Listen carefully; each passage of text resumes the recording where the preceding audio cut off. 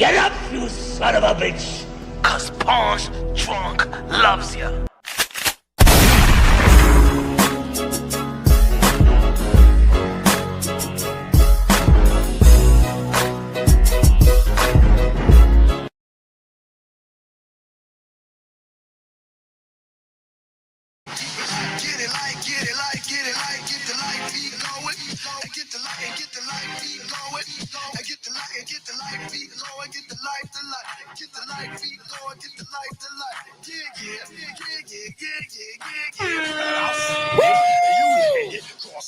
Sunday. Yes, indeed. Let me tell you what I need. I need money, don't need fame. No beef, no 50, no game. I keep it tight. With all my might. You know how I do it. I don't even need no music. No doors, dress. No music. No music. No music. Come on. Let's get ready to... What up? You already know this is Pawn's Drunk Boxing, a.k.a. Mr. Moonshot himself, a.k.a. El Adobo, a.k.a. El Sazón, a.k.a. El Borracho, a.k.a. Café Bustelo, a.k.a. El Pastor de Boxeo. Ladies and gentlemen, good morning, good afternoon, good evening, wherever you are in this side of heaven. God bless you all. Fight week, baby. Fight week. Y'all already know Madison Square Garden, New York City, my city, January 31st. Teofimo Lopez, Shakur Stevenson. Epic fight. Y'all already know Teofimo Lopez, 2-division lineal champion. Shakur Stevenson, 3-division world champion. It's going to be lit out here in New York City, but right now it's lit with a storm. Shit, it's crazy out here, man. The worst I've seen it in years. Hope everybody is safe. Oh, everybody having a cozy evening out there in New York City with your significant other and stuff like that. I know the kiddos is happy that, they ain't no school tomorrow. Take advantage. Spend some time. It seems like we're back in the pandemic days. Any boxing fan in the building. Shout out to the members in the building. What's good? Low Nose Boxing in the building. You just said if T.O. loses, career is over. That's wild. That's what they saying. We're going to recap what happened this weekend or this past week. Let's recap what happened this weekend. Hold on. Give me a second. You hear me good? Hold on. Let's recap. Let's recap the weekend. Shout out to Raymond Murataya.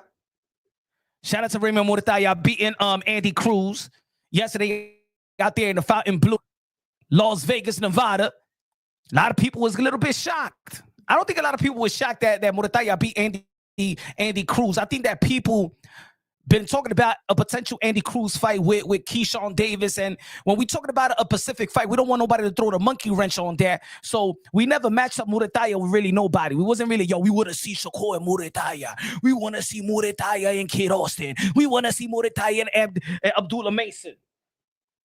We want to see Murataya versus Shakur or Tank. So we've been attaching Andy Cruz to these names. So now that he lost to Murataya, now we got to look at shit. I guess Murataya, you know what I'm saying? I think that's what it is. I think that there was no energy for Murataya to win. But he shows he got the skills to pay the bills. Show that, you know what I'm saying, as much you could be an Olympian, but, Andy Cruz, it was his 7th fight, 12th round. New to him. It's new to him. I think I had a 114, but if you give it to somebody, you give it to Murataya. And we're going to be talking about the judges today. They already announced the judges for Teofimo Lopez versus Shakur Stevenson. And let me tell you like this right now. I'm telling y'all right now. Bet the draw. Y'all know if y'all familiar with the channel, I never told y'all to bet the winner, the loser. And I don't even bet myself. But let me tell you something about the judges. Because a lot of people was talking about even the judges yesterday. You know what I'm saying? We had a 118, 110 card. And then we had a 114, 114. We had a 116, 112. Like, damn, 3 judges watching the same fight. very, very different in how they saw the fight. That's scary in the sport of boxing, though. That is very scary in the sport of boxing when you have 3 judges, licensed judge watching a fight, totally different. They saw the fight totally different because of what I've been telling y'all. The 4 criteria of the sport of boxing, how to score a bout. The 4 criteria is clean, effective punches, right? Clean, effective punches. Not just punches landed. This is the pros, not the amateurs. Clean, effective punches, jab, secondary, power punches, primary. Why I always say jab, secondary, power punches is primary. Did Andy Cruz land the most jabs? Yeah, power punches count more than jabs. Now, y'all already know effective aggression. Effective aggression, y'all already know who's the aggressor that was effective. Landing clean, effective punches, right? Defense, right? Ring generalship, who controls the 3-minute intervals of each round. So, remember, the judges are judging the 4 criterias. It's all opinionated. You know when people say, yo, boxing is all about opinion. It's his opinion. The pound for pound list is just opinions. Well, guess what? The judging is opinion as well. And that's why you see one judge had a 114, one judge had a 118, 110, and the other judge had a 116, 112. 3 licensed judges, the most important 3 people in the building. Epoxy Magic with the $10 super chatty party K. Let's buy Chinese food tomorrow. Let's go. It's going to be almost no activity from Shakur with Teo engaging and doing as best as he can. The scores will be either a draw or by 1 or 2 rounds. Decision to Shakur. Teo will be screwed in my opinion. Oh my God, don't tell me that, Epoxy. Don't tell me that, Epoxy. We're also going to be talking about the press conference heard around the world.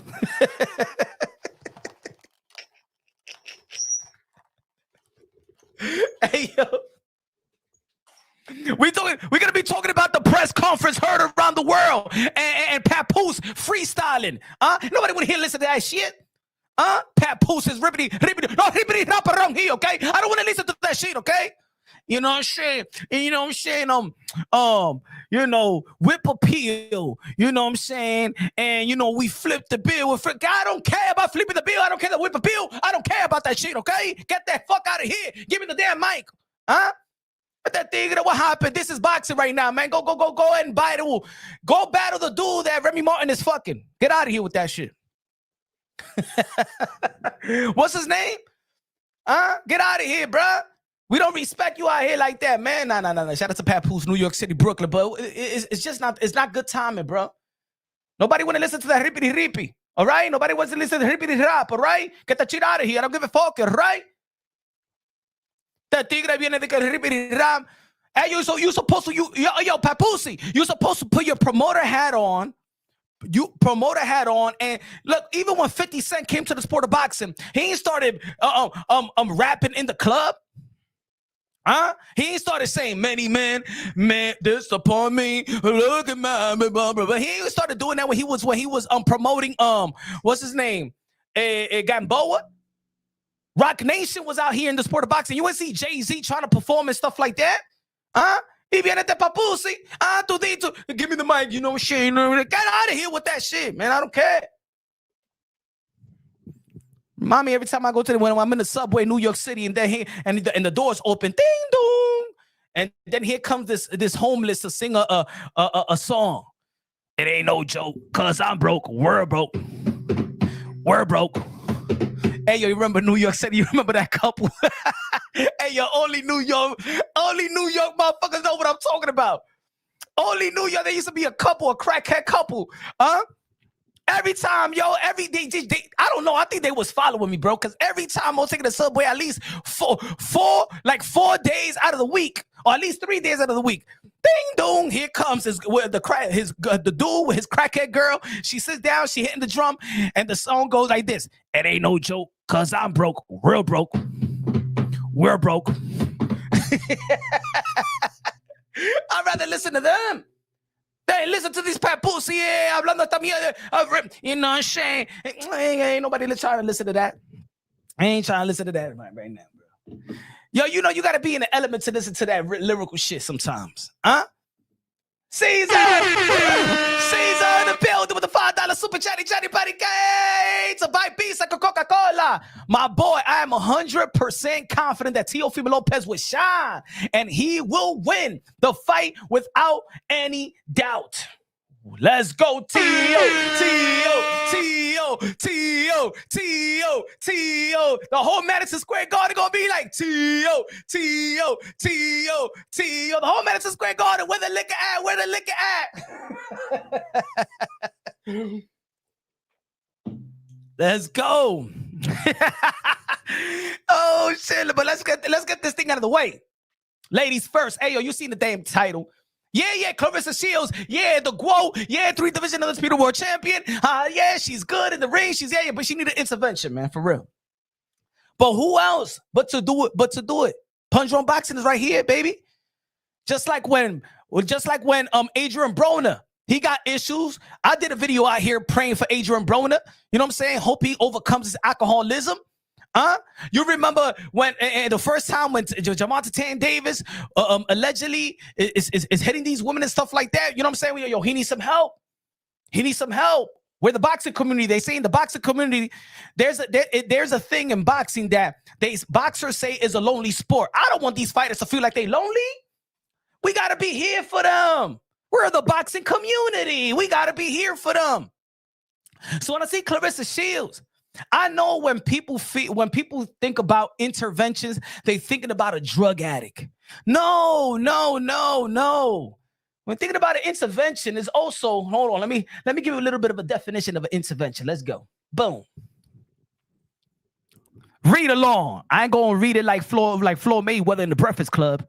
A conversation with someone who has an issue or a problem that they're seemingly either refused to acknowledge or has gotten out of hand and taken control of. Yes.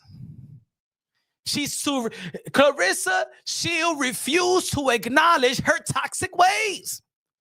Clarissa Shields refused to acknowledge her attitude. And ladies and gentlemen, I did take a poll because I wanted to be fair. See, because I know that Clarissa Shields is looking. I know she's looking on. She be on my comment section. Clarissa Shields, we support you, and this is why we doing this intervention, because we support you. We love you, home girl. We love you, girl. Try to be here for you. We ain't enemies. You know why, Clarissa Shields? Because if there is a downfall, who you think gonna pick you up? The boxing community? You know what I'm saying? They not gonna appreciate, the hip-hop coach ain't gonna appreciate you like that. They only talking about you because you Pat Pooh's side piece, because you Pat Pooh's friend. Because let me say it like this, Clarissa Shields, let me tell you like this.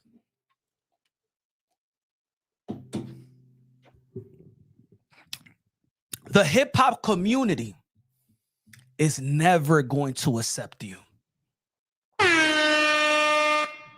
There's gonna be people out here, even Clarissa Shields' homegirls. What the fuck these motherfuckers talking about? Who the fuck is this Punch on Boxing? Who the fuck are you to tell us that our Clarissa Shields is not going to be accepted by the hip hop culture? She is hip hop. She is hip hop. You're never going to be accepted in the hip hop culture. Do you know why? I gotta keep it real. I gotta keep it real with homegirl. Hey yo, y'all know I tell the truth with nothing but the truth.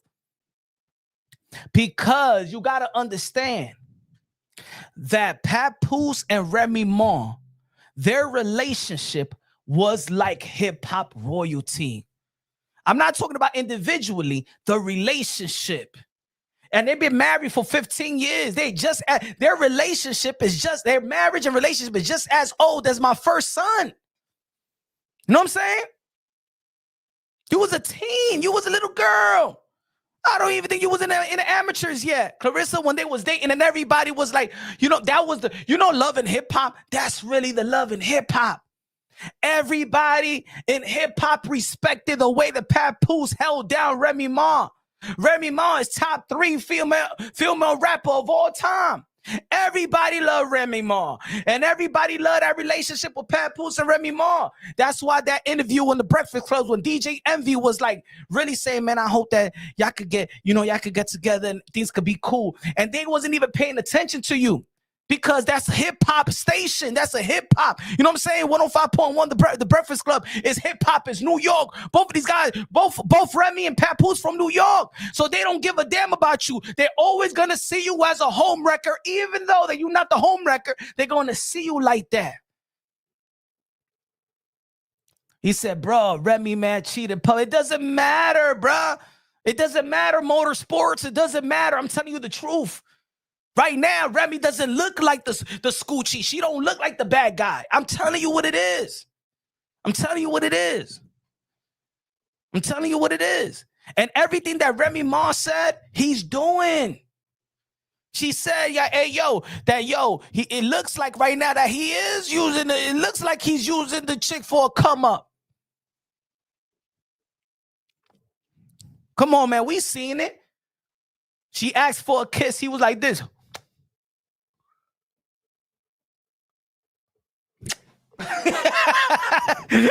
And then when it went viral, that's why he making sure, nah, baby, don't. But the first time, he was uncomfortable, bruh. He was like this.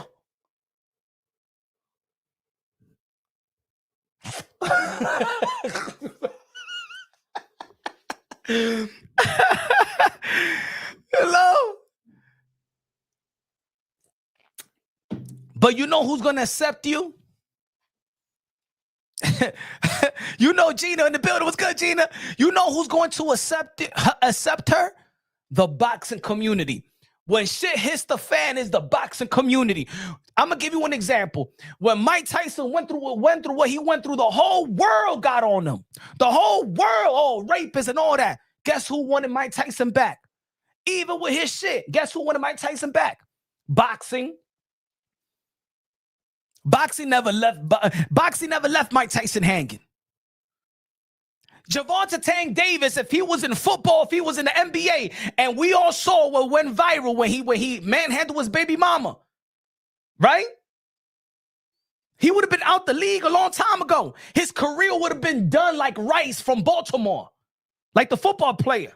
When we saw what he did in viral with that shit with his wife in the elevator. His career was done, over, finished. No mas, no chances, no second chances. Gervonta Tank Davis, the boxing world, we all right. So Clarissa gotta listen, because Clarissa Shields was in a position to inspire millions, not thousands, millions. Hold on, look at the poll. I did this poll, so the people won't say that I'm not lying. So Clarissa Shields can see herself and her team. We're not lying. Here we go. Look at the poll right here, folks. Look at the poll. Why many have negative criticism towards Clarissa Shields? Because she's a woman, 3%. Because she's black, 6%. Because of her character, 88%. Because of accomplishment, 3%. Ladies and gentlemen, this was a poll I did several days ago. So when I did this live, and I don't want people to be like, oh, no, don't punch. You not. What you talking about? Her character. She got great character punch. She got great character punchy. No, she don't. She don't. The proof is in the pudding. That's the reason. So when Clarissa Shields trying to play that victimhood about, they don't treat these black women like that. They don't give me the respect that I deserve because of my accomplishment. No, the issue is your character, your personality. We don't like it. We just keeping it real. Am I lying? If I'm lying, I'm flying. Are we lying? So this is an intervention right here for homegirl. This is the intervention. We want you to have that good personality, universal, great personality, so you can inspire millions around the world. Gifted. Let's go, Caesar. Gifted. One Punch One Boxing membership. Welcome to the club. Caesar, I appreciate you, my brother. I appreciate you. Hey, Moda. You a member right now. Ripeki Pontron Boxing now. Motor sport, right? You criticize Pontron Boxing too much, okay, motherfucker? Coda in the building. What's good, man? Nah. Cause you know what? I want people. Look. This your boy Punchy right here. All right. I want people when they look at Clarissa Shields that say that she beautiful. Yeah. I want the people that when they look at Clarissa Shields, they go, She's so accomplished and she's a beautiful person. She's a beautiful human. I want that. Yeah. Come on, man. I want that for her. You know what I'm saying? I don't like when people out there is saying that Clarissa Shields is AKA Antonio Tarver with a wig. No. We want people to say that she's beautiful. I'm tired of people saying that Clarissa Shields, AKA Flavor Flav, Foofy. No. I want people to say that she's beautiful.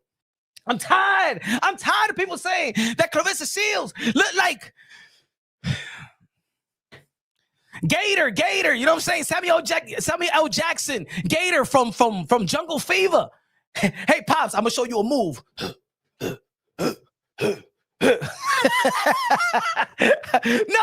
I want people to say that Clarissa Shields is beautiful. I'm tired of people trying to say that Clarissa Shields look like Pookie's girlfriend in New Jack City. I was prom queen in high school, in King's High School. Man, you ain't nothing but a prom fiend. No, I don't want people to say, I want people to call her beautiful. Damn it. She don't look like none of that, all right? Or she doesn't, okay? Clarissa Shields, a.k.a. Shanae Shields. No, Brianna, no, stop it. No, stop saying she's Flavor Flav, Foofy. Stop saying Foofy, stop it. Stop it. You see, hey, there's an intervention, okay? This is an intervention. All right? Look, hey, yo, Clarissa, if you're watching the chat, it's not me. I just want people to, I want people to stop calling you Foofy. All right? Remember Flavor Flav in the reality show when the girl Bridget was calling him Foofy? No, you're not Foofy. Okay? You're not Foofy.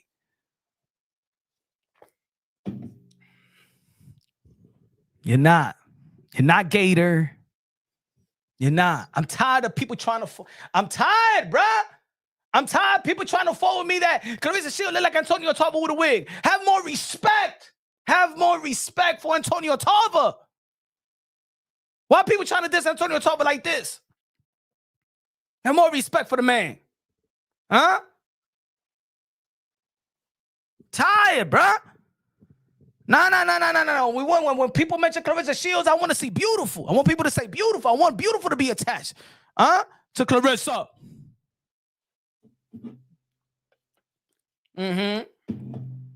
Yeah. No, that's not nice. It's not nice. It's not nice that the way people treat Clarissa. It's not nice. Okay, you have to be nice. She's beautiful. She's nice. She's smelling good. All right? But that's why we do it. We Clarissa, Punch is going to help you out, sister. But you're going to help you out. You know what I'm saying? We want you to be invited to the Golden Child's next birthday party. Okay? The reason why you wasn't invited is because Remy Ma don't want pets around her daughter. I'm just playing around. Little jokey joke. Little jokey joke, damn it. But we want you, because we're a community that want to help everyone. You know what I'm saying? We want to help all family. Come on, hug each other. Come on. We want to help. There's the boxing community. We want Remy Ma to invite, when they have another McDonald's party for the Golden Child, we want her to be invited. If there's the next Christmas, 2026 Christmas, we want to see you all go shopping together.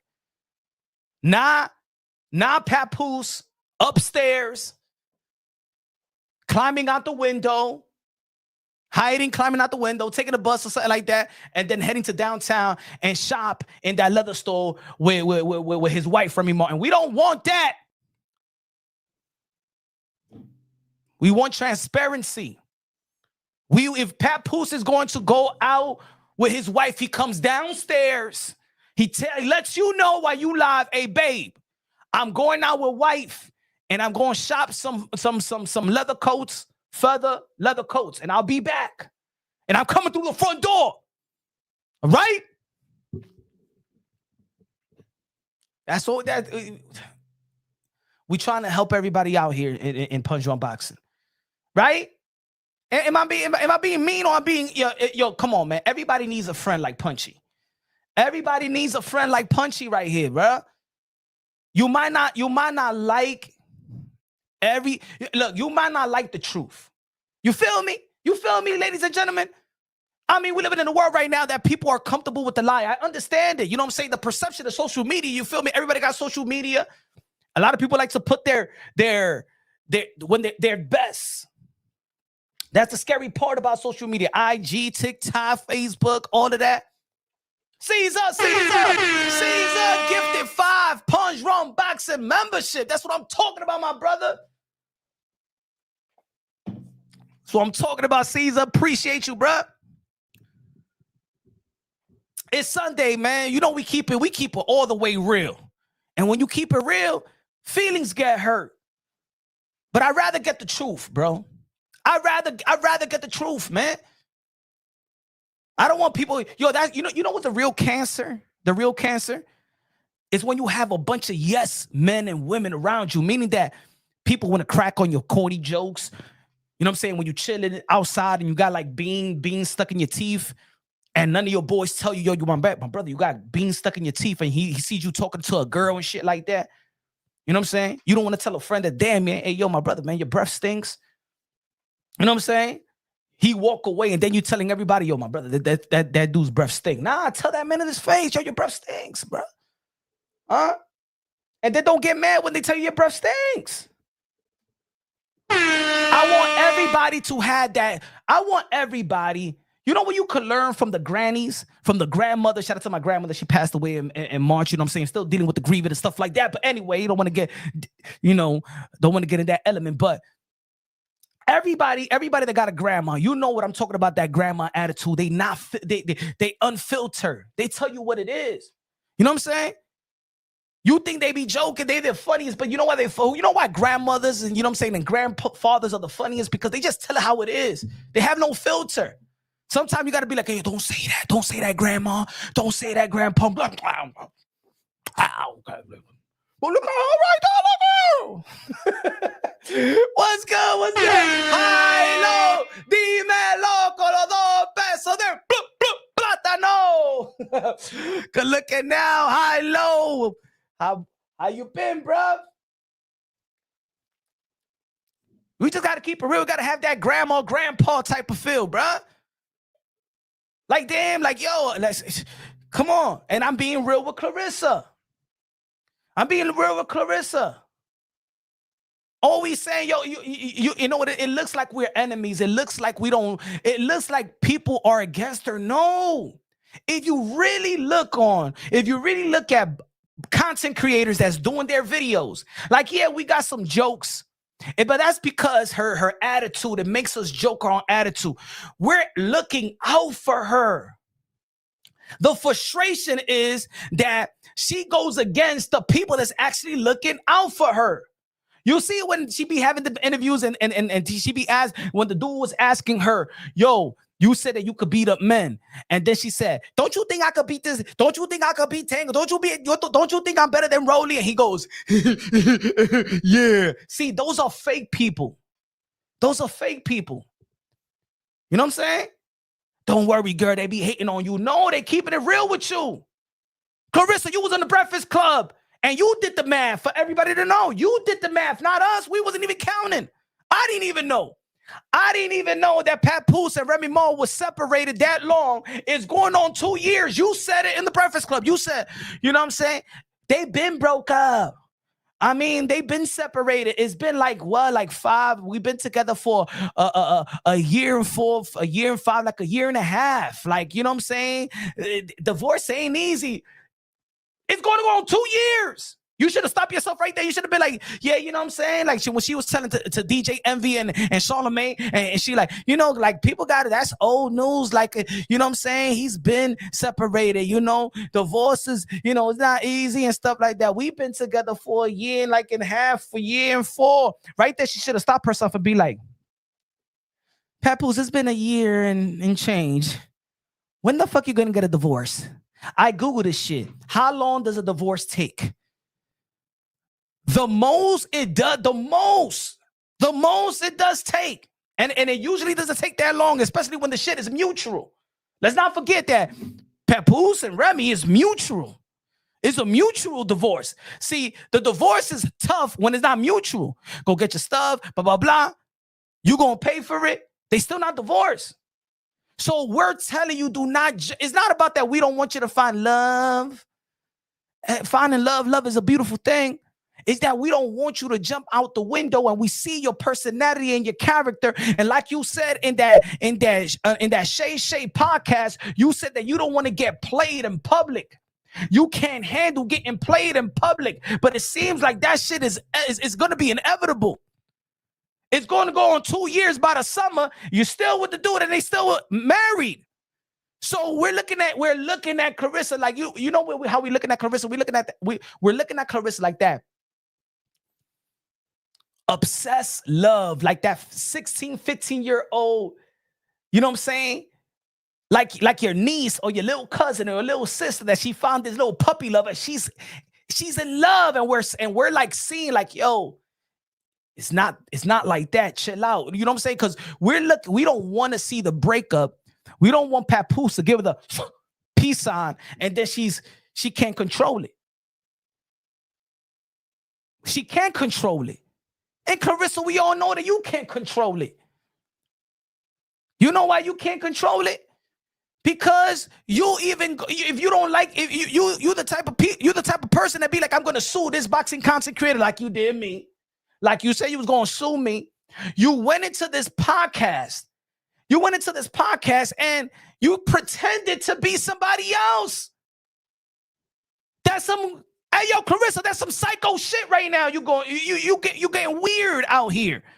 It's weird right now. You gotta fight. 5 weeks to go versus French on Crew de Jeune. And you out here listening, looking at YouTube. You just.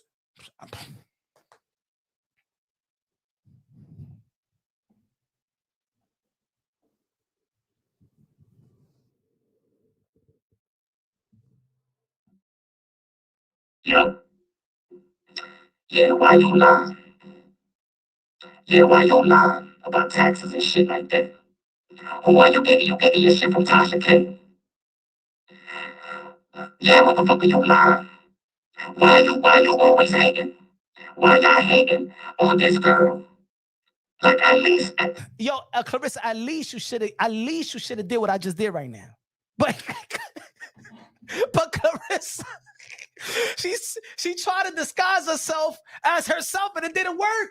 Clarissa, it's so easy. You should have called up and did this. Hey yo, yeah, my name is Clarissa, and I was listening to your podcast, and I don't understand why you hate. Come on, Clarissa, aka Rasputia from Norbit. You should have just said.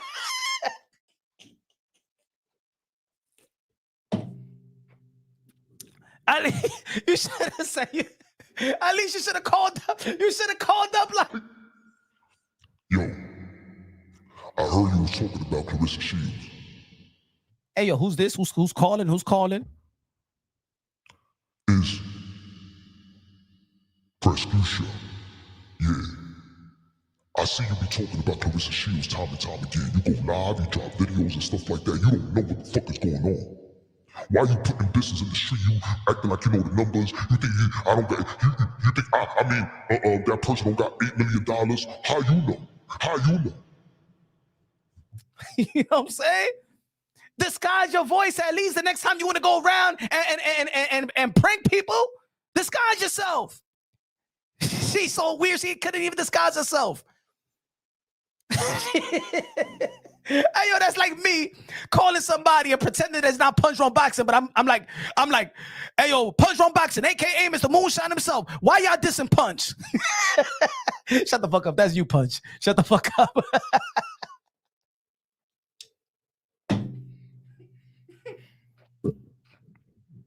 That's weird. That's weird, folks. It's weird, man.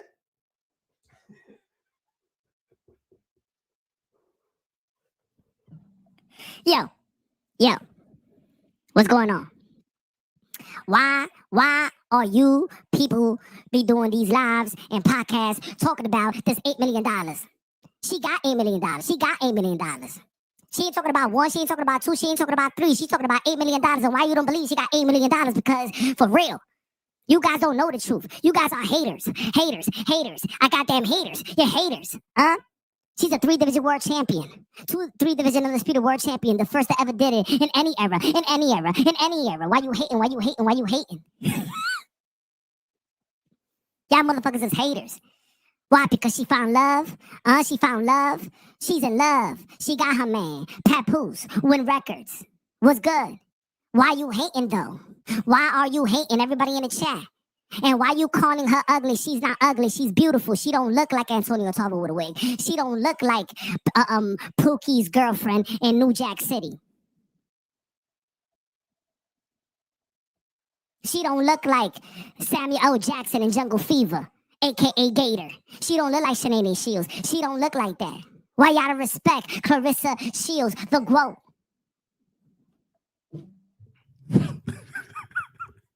Disguise yourself next time, Clarissa. I'll do it for you. Hey, yo, Clarissa, I'll do it for you, okay? Sheesh. It ain't that hard. It ain't that hard.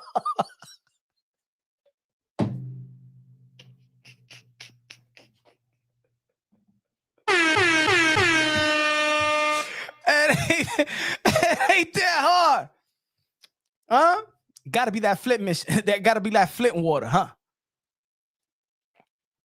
It gotta be that Flint water.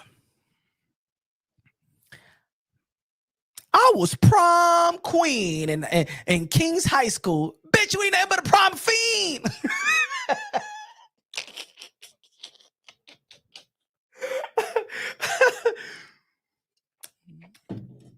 Clarissa Shields got caught and she was interviewed, and good looking out to the journalist, the reporter. He asked the right questions. I know a lot of people was afraid to ask that question. She caught an attitude. Why you catching the attitude? And that's what I mean. That shit is weird. Look at how she answered, bruh. Look how she answered. Clarissa, was that you on the call on that show? If I did, so what?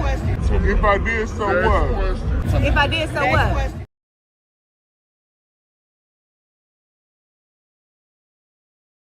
If I did, so what? If I did, so what? Look at her attitude. If I did, so what? What you mean if you did what? You should have just, woman, you just should have called that yourself. Look how she caught an attitude and stuff like that.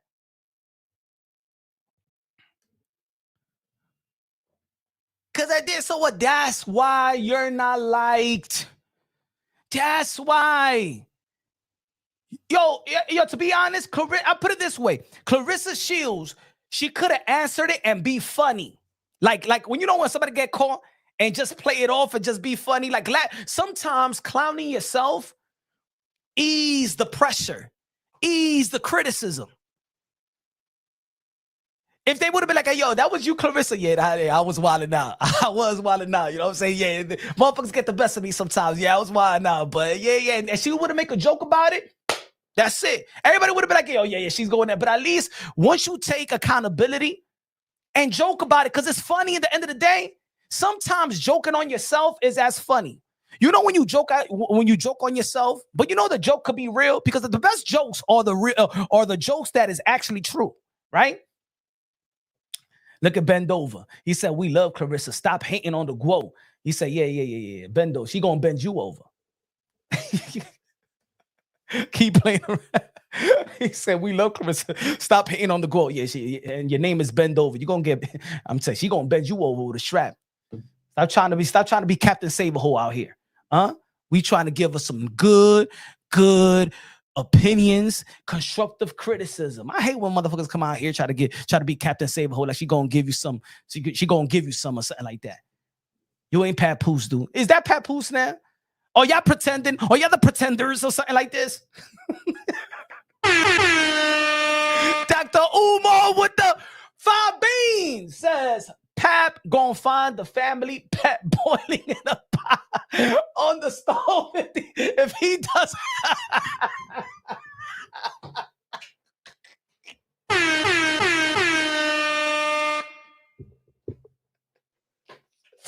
Yo, you better stop.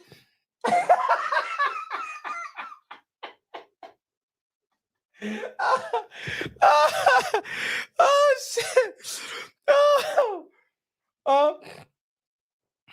She got so mad.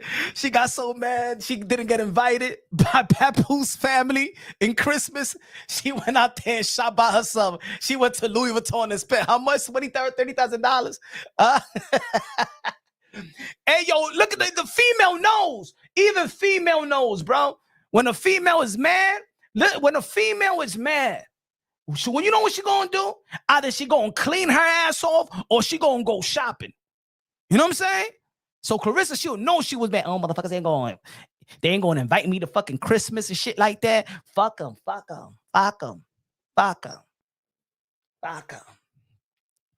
Come on now. Come on. Hey, yo, ladies, that's one way to understand the dude that you fucking with is not really taking you serious. If it's Christmas and you not invited to the Christmas celebration, it's something wrong. Somebody hiding something, or you just not that special. If you think about what Clarissa Shields said in the Breakfast Club, they was dating for 1.5 years. Think about it. So 1.5 years, you well into the relationship, right? 1.5 years, you well into the relationship. You telling me that you was not even invited. Your man is not even going to take you to family Christmas dinner? That's the issue. You know why? Because think about it, folks. Come on. Most of us been in relationships. We know what it is.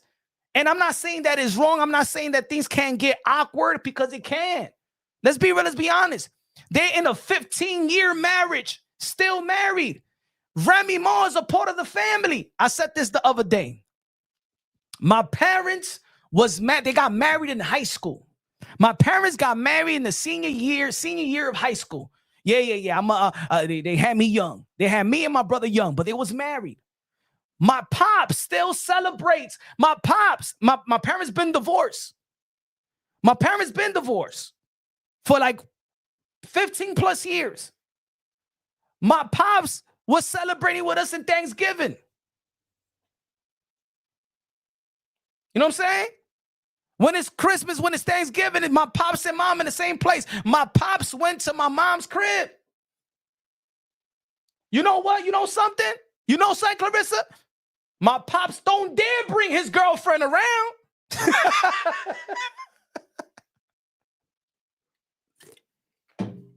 I'm just being honest. You know why? Because it's awkward. It's awkward. You know why? I know. You know why? Because I said this the other day. I know I get a little personal, so y'all can understand Punch Wrong Boxing even more. I know some people don't like to say their personal shit, so y'all can understand me, right? When my pops is sick, guess who's cooking for my dad? My mom. When my mom is sick in the hospital, guess who's there visiting my parents don't even talk like that.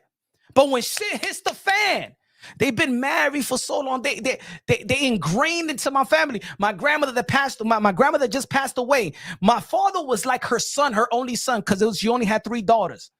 My mother and my 2 aunts. My father, remember, my parents been together since teens. So in our family, my father is the uncle to my cousins. You know what I'm saying? My father is like the uncle. He is like the son of my is ingrained. So I understand why you're not invited to Christmas. And then you can't even do nothing about it. Put it this way. Hey, yo, Clarissa, I'm looking out for you right now. I'm looking out for you. Check the stories. Check the chat. Don't get mad at the people saying the truth. If Poose, God forbid, Poose know this too. Because you a man. You a man. You know this. I know you probably look at that shit with Clarissa Shields. Y'all in bed right now. Y'all checking out Punch Drunk Boxing. And Pap, he might, hey, yo, Clarissa. Pap might say, what the fuck this motherfucker talking about? But in all reality, he's in his mind. Yo, this motherfucker Punch Drunk Boxing is telling the truth. God forbid. And check everybody in the chat what I'm about to say right now. Check everybody in the chat what I'm about to say right now. Clarissa, check everybody in the chat. If Poose, God forbid, gets sick right now, I'm talking about sick. I ain't talking about just a little bit flu. I'm talking about life-threatening sick. Who's coming to that hospital to make some decisions? Who's going to make some decisions? Check the chat. Girlfriend or wife? See, right now, nothing is happening. People are success. They're getting their money. They're working and stuff like that. But if Poose right now was sick, God forbid. You know what I'm saying? God forbid. I'm just giving you an example. And I'm talking about life-threatening sick. God forbid cancer. God forbid something. Life-threatening. You know what I'm saying? Life support type of shit. Yo, Clarissa, you ain't nobody. The family will let you know. Bitch, get the fuck out. Remy, what are we going to do? Paps, moms, and whatever, what are we going to do? You out of here. Get this woman out. That's what they're going to say. And guess what? Wife, you're going to understand you ain't nobody. I'm giving her the truth. We giving her grown folk shit. Grown folk shit. If when my pops had dialysis, when my pops is we're talking about probably could die. My mom is in the hospital, not the girlfriend. My pops had a girlfriend. She was no near. I didn't even know what she was. I never seen her before. I never saw her again. That's it. You know why? Because your husband and your wife knows you, know how you breathe, especially when you have a long relationship. You don't want to infiltrate that. You don't want to look stupid because you're going to look stupid. You're going to have no say so. No say so. Pap knows that. Remy knows that. Even if Remy got another man. If Remy right now got another man, put it that way. I don't know if she got a man, but if even Remy gets sick, Pap is going to run to Remy, bruh. Hey, yo, if Remy was sick right now, Pap, man, he gonna fuck you, bitch, during the fight. Pap, where you going? Bitch, my wife is in the hospital. But wait, let me go with you. What the fuck out of here? You crazy? You know what I'm saying? Hold on, wait for me. Wait for who? How dare you even say to wait for you? My wife is in the hospital right now. That's what we're saying. That's what we're saying, folks. I'm not saying that people can't break up. I'm not saying that people can't break up and find another boyfriend, girlfriend. I'm not saying that. I'm not saying that the new one can't be that special. I'm not saying that. I'm not saying that. But I would tell Clarissa, like, if she was my sister and my sister was in the same situation, I'd be like, yo, sis, you could be his friend. Y'all could go on a date. I'm saying y'all could. There's no rush. If you really care about this person and he cares about you, and there's a situation out there, there's no rush. Ain't no rush to keep on getting to know each other. I don't want you to look out. I don't want you to look stupid out there. Just like you said in the interview with Shannon Sharp. You don't want to look stupid out there. Let him handle his business as a man, so then when he presents you as his woman, it's fully respected. That's all. That's all. Because you know how it is in the sport of boxing when we're talking about contracts. She said $8 million in the press conference. She was talking about $2 million. She said $3 million bonus. What the fuck is happening now? The numbers is the numbers, whatever. I'm going to tell you, if y'all new to the sport of boxing, let me tell you how contracts work in the sport of boxing. Let me tell you how contracts work in the sport of boxing. You could sign for $50 million. You could sign a contract for $150, $500 million. If you lose one time, that contract voided. If Clarissa Shields lose, let's say, and I think she's gonna win. I think she's gonna beat French on Crew de Jour. She's gonna beat French on Crew de Jour. But let's just say we never know. Things happen, right? Mike Tyson did lose to Buster Douglas, right? Things happen in the sport of boxing. There's a bunch of upsets that we could talk about, right? De Jesus beat Roberto Duran. You feel me? There's a lot of upsets in the history of the sport of boxing. It can't happen. Win Records, Salida Promotions could rip that contract.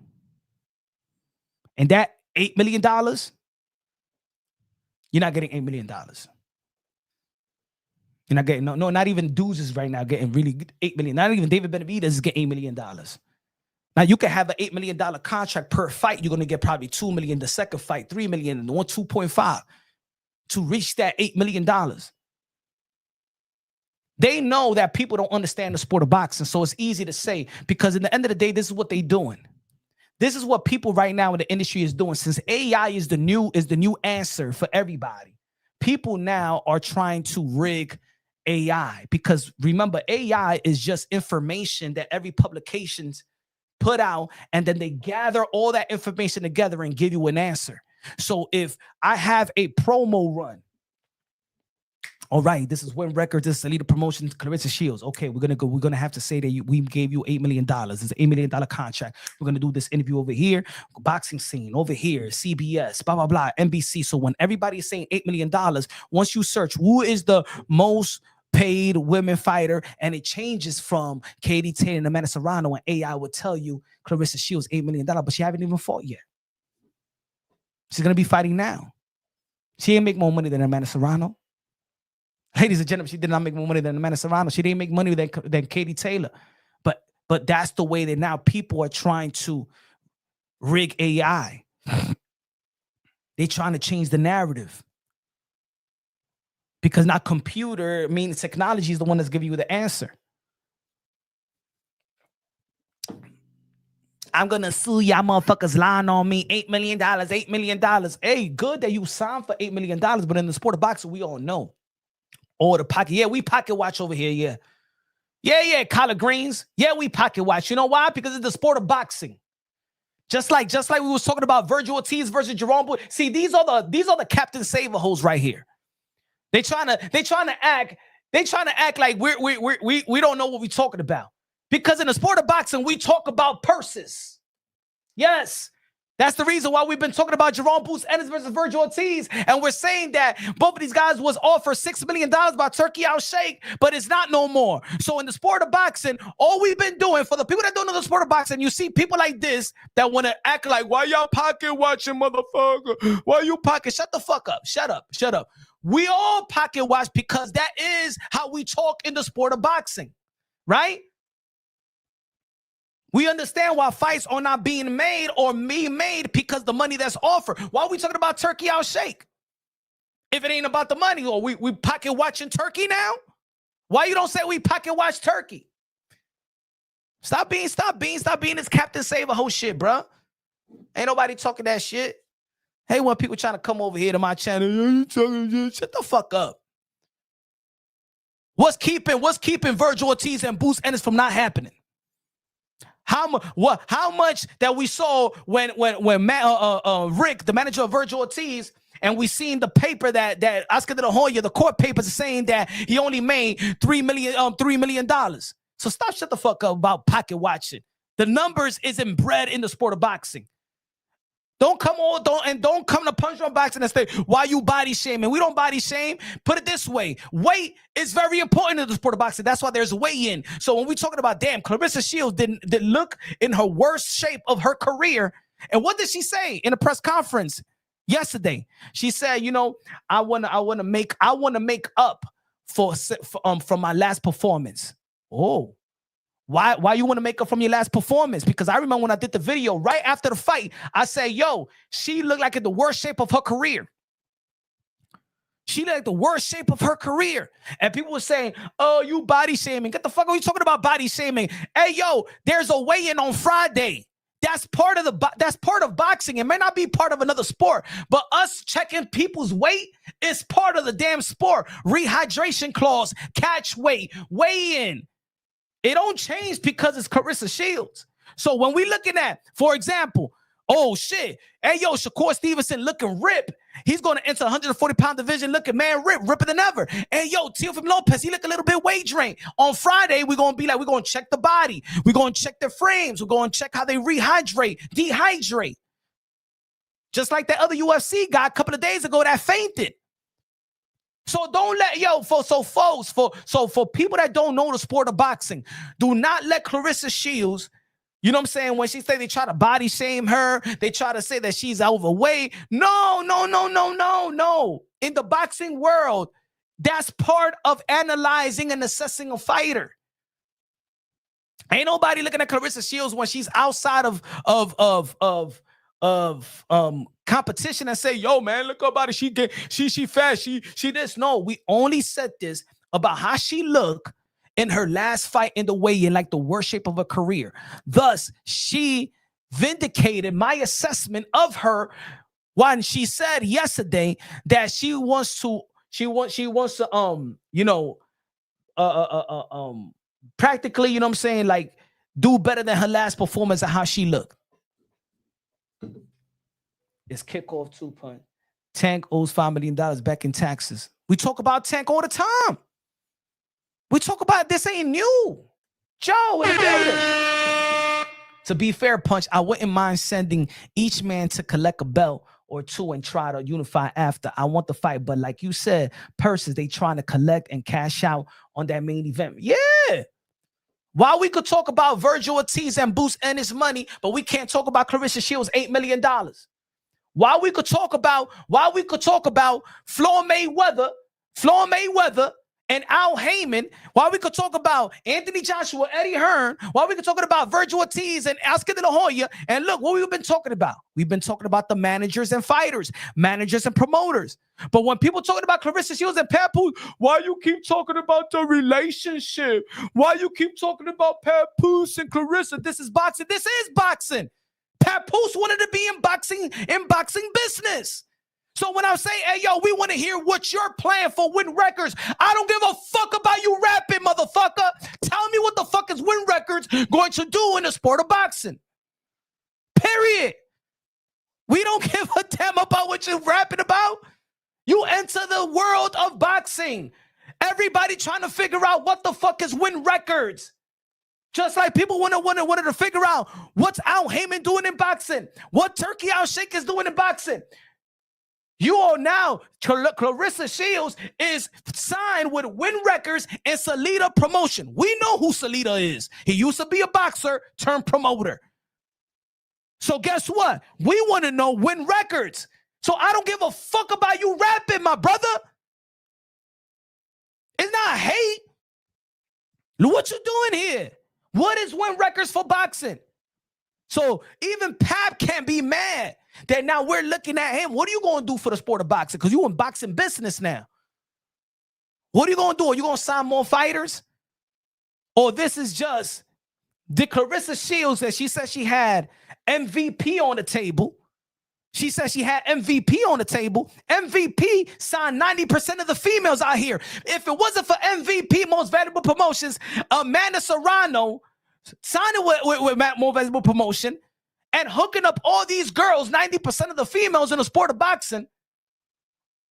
Why did you sign? Did you sign Clarissa Shields to Win Records because you fucking Poose, or because he's going to elevate you and women boxing?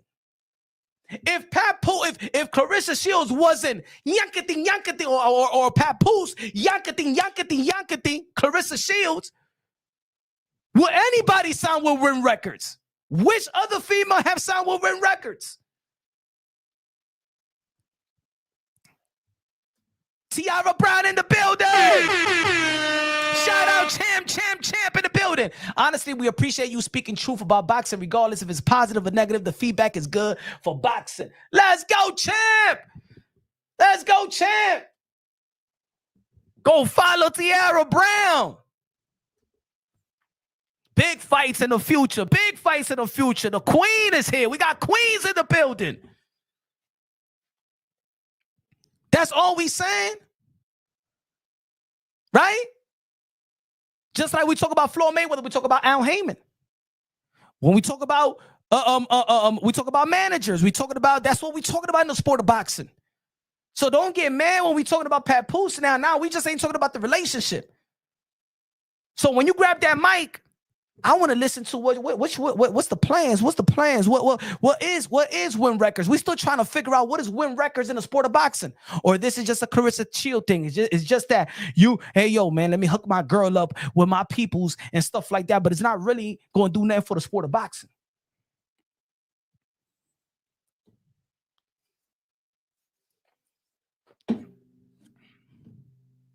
I'm saying in my mind, hey yo Pap, this is your opportunity. This is your opportunity to look like a good businessman in the sport of boxing. You gotta differentiate. You all this kissing.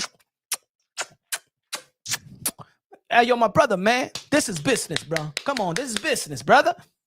All that smooching and shit like that. All that, bro. What is this? Is this just a relationship, or you in the boxing business?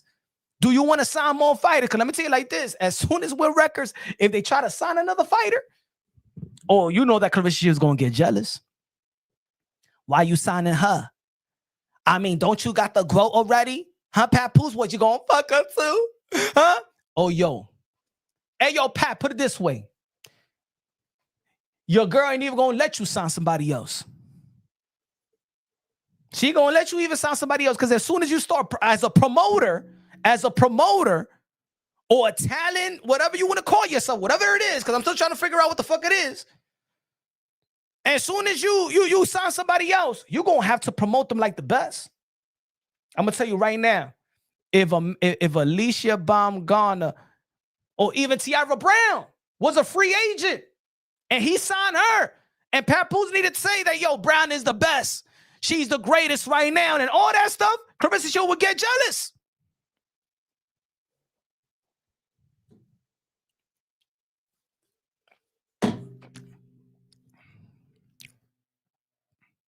This is intervention right here. It's intervention.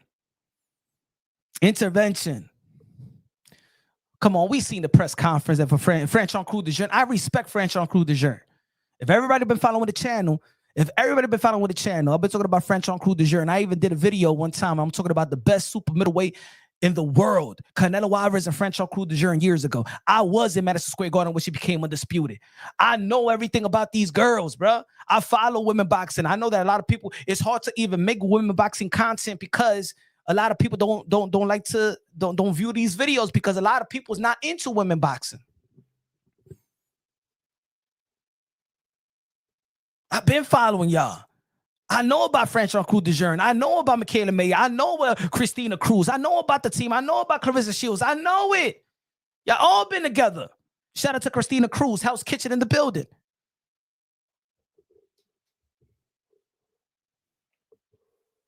Even that shit, what she was saying about during the press conference, and she was talking about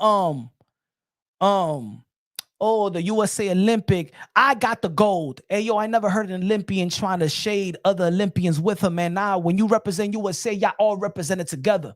I never heard no other USA Olympian trying to devalue any Olympian that went together to represent the country. That shit was, I know a lot of people didn't catch it.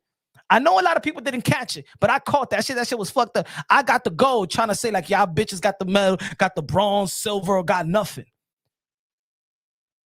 She's taking that same attitude into the professional level. She don't see herself. That's why she signed with Win. Why don't you sign with MVP? They say they gave you some good money. You was hating on Jake Paul, and now that when Jake Paul is trying to do some business with you, now you want to go with the dude that you piping.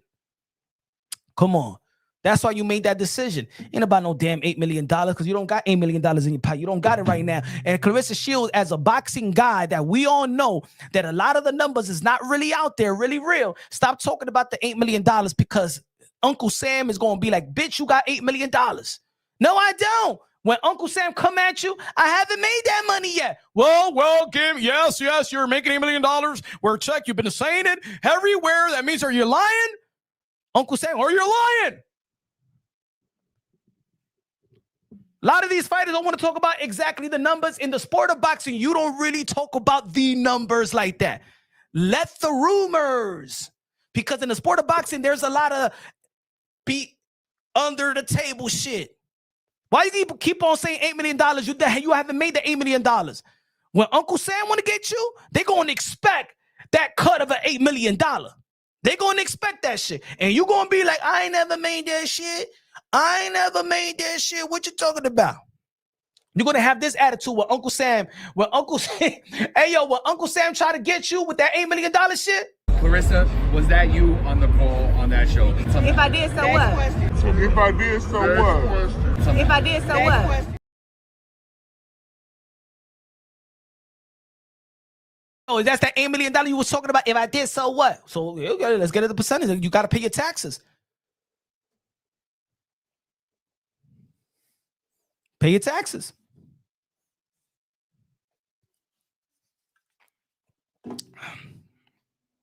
But I believe that Clarissa Shields could make $8 million with the right opponent. I think that she could make it. And yo, Clarissa, and I'm gonna say it like this: don't quit about talking $8 million because you could make more than that. You could be valued more than that. I could tell you what I told Amanda Serrano a long time ago. Amanda Serrano, when she couldn't get even more than $200,000, and I say that nah, you $1 million fighter. You an $8 million fighter. And look, man, they made so much millions. Her and Katie Taylor. $8 million with a 360. I mean, I hope, that's what I'm talking about. You know, love is blind and it could take over your mind. That's what's happening right now. Pat Poose on song. You got $8 million, baby. You got, yes, I do. Yes, I do. Yes, I do. But right now it's 8. Yeah, baby, it's 8. Is it 1 or 2? No. It's more than 3, 4. Is it 6 or 7? Yeah, baby, it's 8. And she think, $8 million. $8 million. But tell the whole world you got $8 million. Yeah, I'm the $8 million man. Yeah, $8 million. 8 is my favorite number.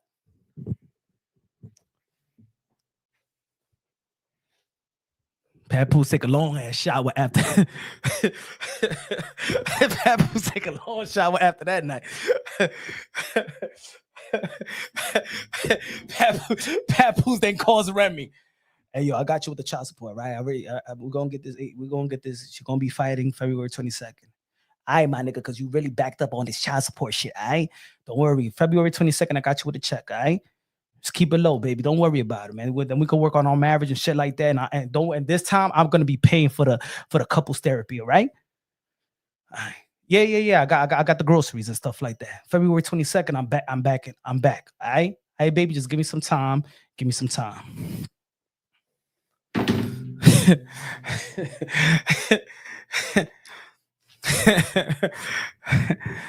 Shit.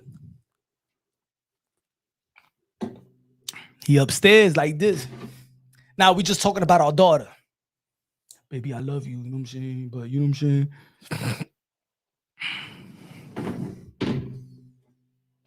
And then she, Pat Poose is not my manager. Pat Poose is not my manager. Then what he's doing there? If Pat Poose is not getting no money off of you, who? Hey yo, brother's gonna be 50 years old. Ain't nobody wasting their time at near 50 years old, bro. What the fuck you think he's just doing in the press conference? He ain't getting nothing. What is it? Oh, he just went over there to rap? Rippity rappy? Huh? He only went to the rippity rappy over there? He's getting something out of it, Clarissa. Let me tell you something about the sport of boxing. There's a lot of hands in the cookie jar that you may not know. There's a lot of hands in the cookie jar that you may not know. Pat Poose ain't gonna be wasting his time. Huh? Rippity rappy and stuff like that. Get the rippity rappy out of my face, okay? I don't want to hear listen to that shit. Like I told you the other day, man, I'd rather listen to the crackhead. Pat Poose, no, you outdated already. That watered down rap. We don't want to listen to that conscious shit. We want to listen to real shit. We want to listen to MC Pookie right now. I want to listen to MC Pookie. Blame niggas that's listening, we'll smoke them. Oppositions, I'ma croak them. Big bankers, I'ma choke them. Go. Range Rovers, I'ma float them. Real killers, I know them. Yeah. Ain't about the paper, you can miss me, man. What? Got a bitch you never see this since she missed the king. Damn. Some kids that sparkle on my buggy ride. Woo. That's why them buses stay all on my tangle line. Damn. I'm a soldier. Street vet. Woo. Got a double cup, nose full of that mess. Woo. I'm a better man than I used to be. I'm a silverback. Y'all might have to You get used to me. Y'all know what I'm on. 2 seconds, the Zaza got me gone. It got you gone. Pop that perk and go straight to the moon. Go to the moon? I swear, right, my fifth fleet, and I'm in a zone. Woo. Zone, hey.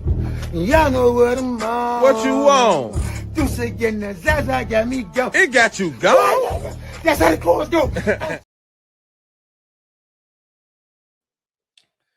Now that's rippity rappy over here, my friend. That is a rippity rap I want to listen to. That's the rippity rap I want to listen to. Shit. I'd rather listen to MC Pookie, bro. I'd rather listen to MC Pookie than listen to Papoose. I'd rather listen to MC Pookie than listen to Papoose. I don't want to listen to Papoose anymore. Same flow for like 17, 18 years. Nobody wants to listen to that shit. Change your flow.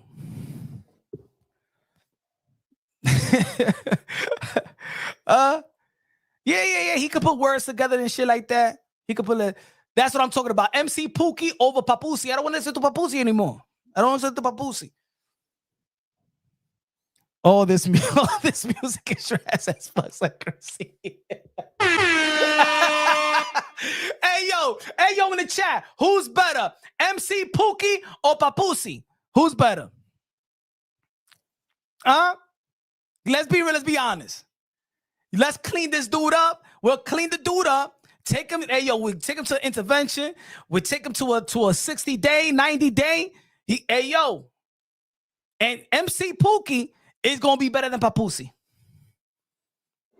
Look, Sha said Pookie, MC Pookie, Davo, MC Pookie, Quisha, MC Pookie, Kenya, MC Pookie, Davo, Pookie. Then that's embarrassing that a crackhead is better than Papoose right now. And he said, "You're getting some veneers." Shit, I need some veneers.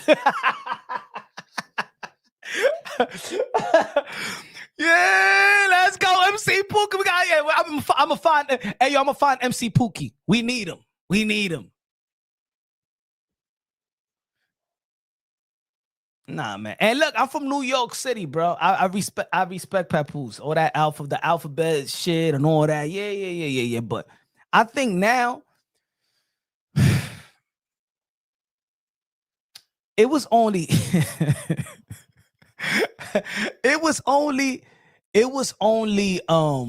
Clarissa that was like, like she was doing some weird shit. But that freestyle, that was some weird shit because it's not the place for it. It's really not the place because it looked like the first thing I thought about when he started freestyling. The first thing I thought about is what Remy Ma said when she said that he's going to use her, that he's going to use Shields as a come up. That's the first thing I thought about. That's the first thing I thought about, right? The first thing I thought about when even when he grabbed the mic, come on, what are you doing? What are you doing? What are you doing? What are you doing? What are you doing? Papoose, what are you doing? Give me the mic, man. Give me the mic. Give me the mic. Give me the mic, Papoose. What are you doing, my friend? Sit the ass down, okay? This is fucking boxing right now. I don't care about the rippity rappy, okay? On you. There's no place for that bullshit. It's like, yo, hey, yo, even Remy got her network and she ain't over there rippity rapping. I don't want to listen to the bullshit. Not right now, okay, Papusi? Not right now. And then it's supposed to be a freestyle, folks. And she's rhyming with him. That ain't a true freestyle. I thought that Papoose was nice for all these years, and she's singing along with him. No. Bring me MC Pookie. Hey, yo, give me the mic. I want to give it to MC. Give me the damn mic, Papoose. What happened? Yo, I wish I was there. I wish I was there.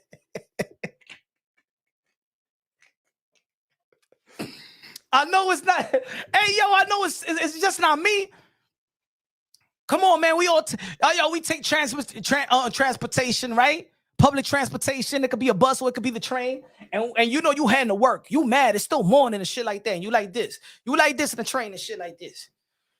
Damn, I'm tired. I don't even want to go into work today. And you know you want to take a little nap before you go into work when you're in the train or whatever. You want to listen to music. And here comes this homeless dude. Start preaching and shit like that. I'm like, oh, not right now. Even if he's talking about God, I know. He's like, Jesus is good. Jesus is what you need. Jesus is old. You know what I'm saying? Don't y'all hate that? When y'all about to relax, even after work, y'all about to relax. Y'all hit the train. All right, man, I'm tired. And then you want, like, it's hard to get silence. You're not gonna get silence in the train, but you just. And then here comes this homeless dude, and it gets stinging, and he's gonna be singing and rapping or doing the God, whatever he does, bro. You be like, oh, come on. How many times y'all be like this when y'all see a homeless pass by in the train and shit like that, and y'all close your eyes as soon as he's about to come, because he about to ask you for some money, and y'all be like, he's about to come. And then y'all want to see if he passed away. Not passed away, but passed.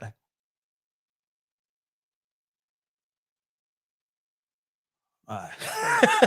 Hey, yo, motherfuckers be playing dead out here. Motherfuckers be playing dead. Yo, I used to play dead all the time, man. In the train when that homeless is passing by. I be like, oh, shit.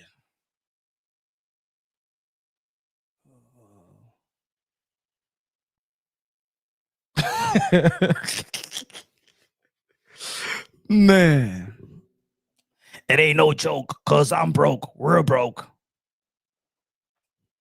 I think Clarissa Shields in the chat. Where's she at? Where Clarissa at? I sent Clarissa the link so we could give her a real intervention. Motherfucker, you been talking all this shit, Punch. I'm here now. Clarissa, if you there, I send you the link. We could talk about this. Don't worry about it. You got to fight February 22nd. Trust me, I'm gonna be Clarissa Shields' best friend. I'm gonna be the best friend. She's gonna love me. She's gonna love me.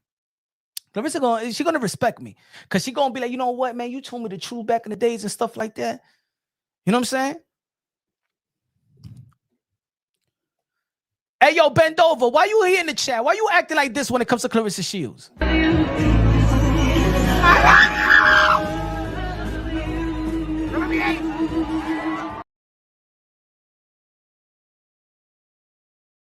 In the chat acting like that, bruh.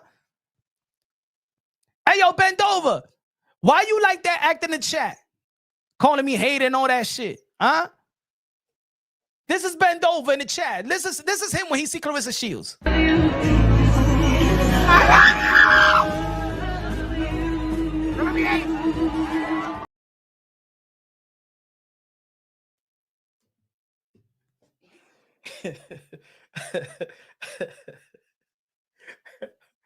Savage in the building. Zaza got me. He said, yo, put that freestyle again. Yeah, the Zaza, let's go. Yo, bend over. Where you at, bend over? Pause. Who else want to be Captain Saber over here? Huh? That's the good freestyle right there, bro. Y'all want to hear the freestyle again? MC Pookie? Let's go. Let's put MC Pookie one more time. Let's put MC Pookie. Blame niggas that's listening, we'll smoke them. Oppositions, I'ma croak them. Big bankers, I'ma choke them. Go. Range Rovers, I'ma float them. Real killers, I know them. Yeah. Ain't about the paper, you can miss me, man. What? And a bitch you never see this since she missed the cane. Damn. 7 kids that sparkle on my banker ride. Woo. That's why them busters stay all on my dangle line. Damn. I'm a soldier. Street veteran. Woo.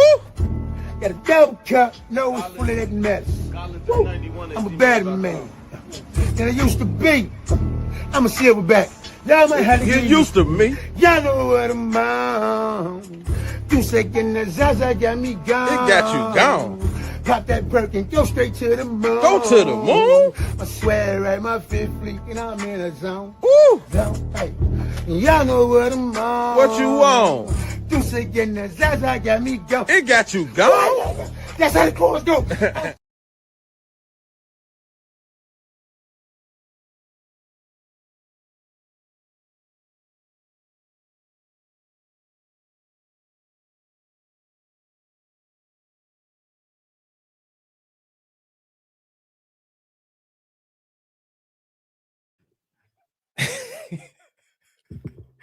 I don't give a damn what anybody say. That shit is better than anything Pat Poose has done in the past 10 years. That shit is better than anything that Pat Poose has done in the past 10, 13 years. Let me know if I'm lying, bro. Hey, y'all, that tune, hey, yo, to be honest, I was listening to that shit so much that I was about to cop something for me. I want to see that Zaza. I want to know how that Zaza make me feel.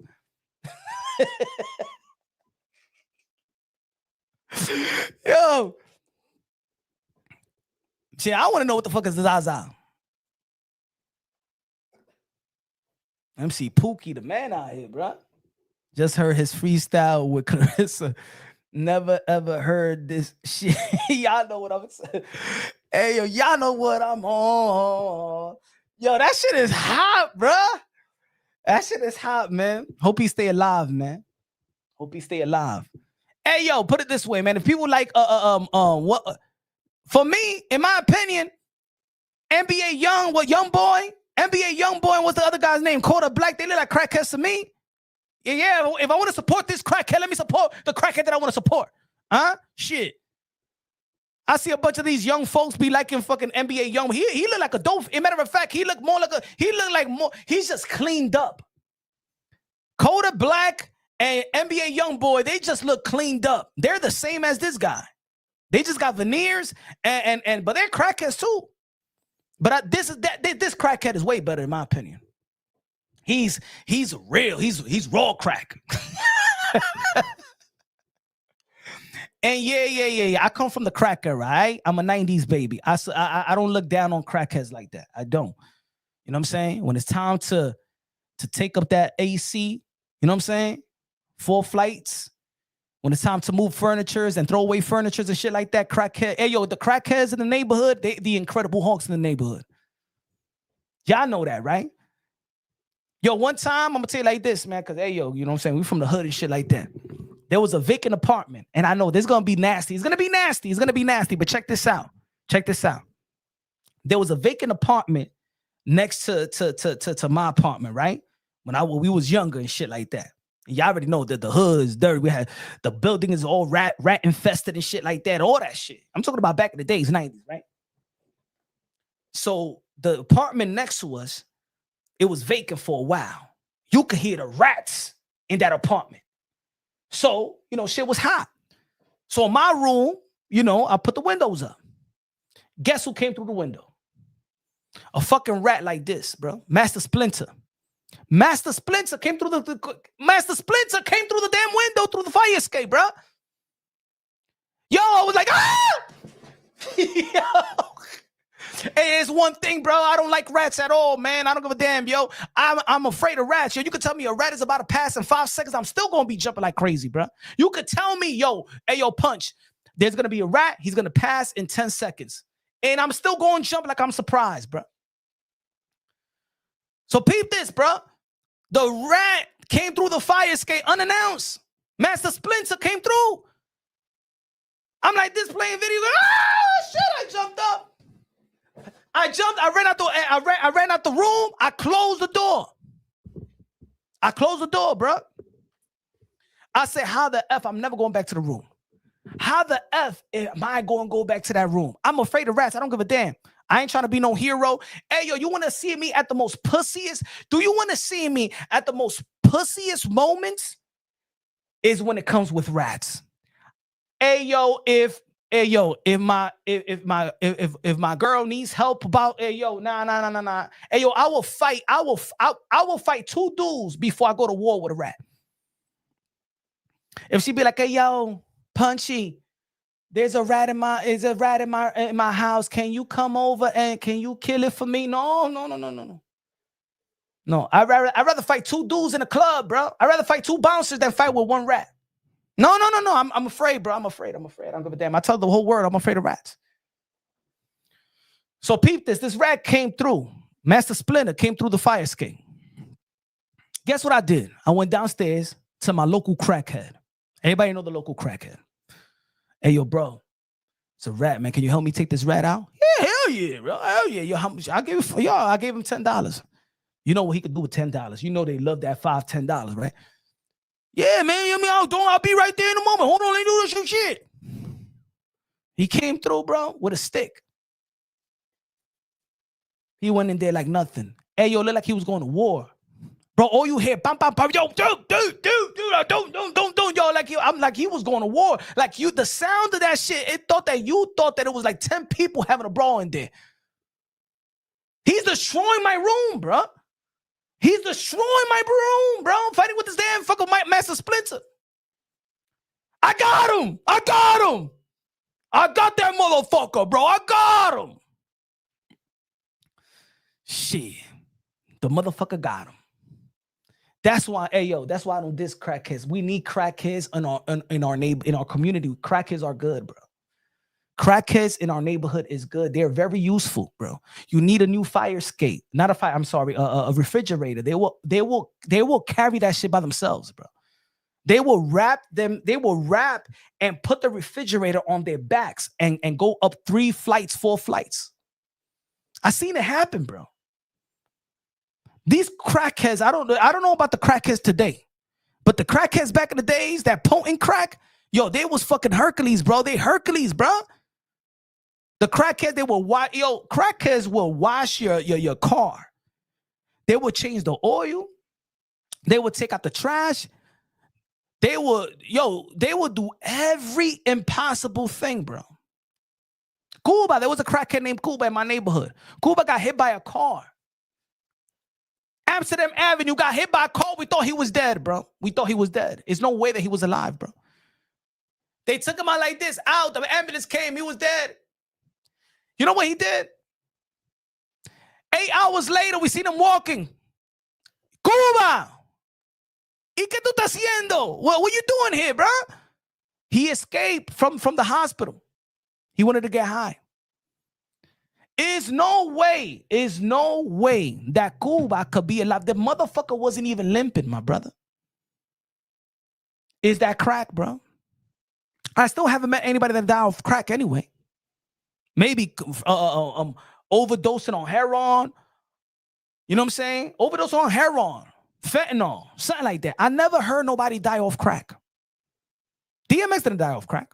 Shout out to DMX, but I never heard anybody like died off crack. Shit. And died. Never.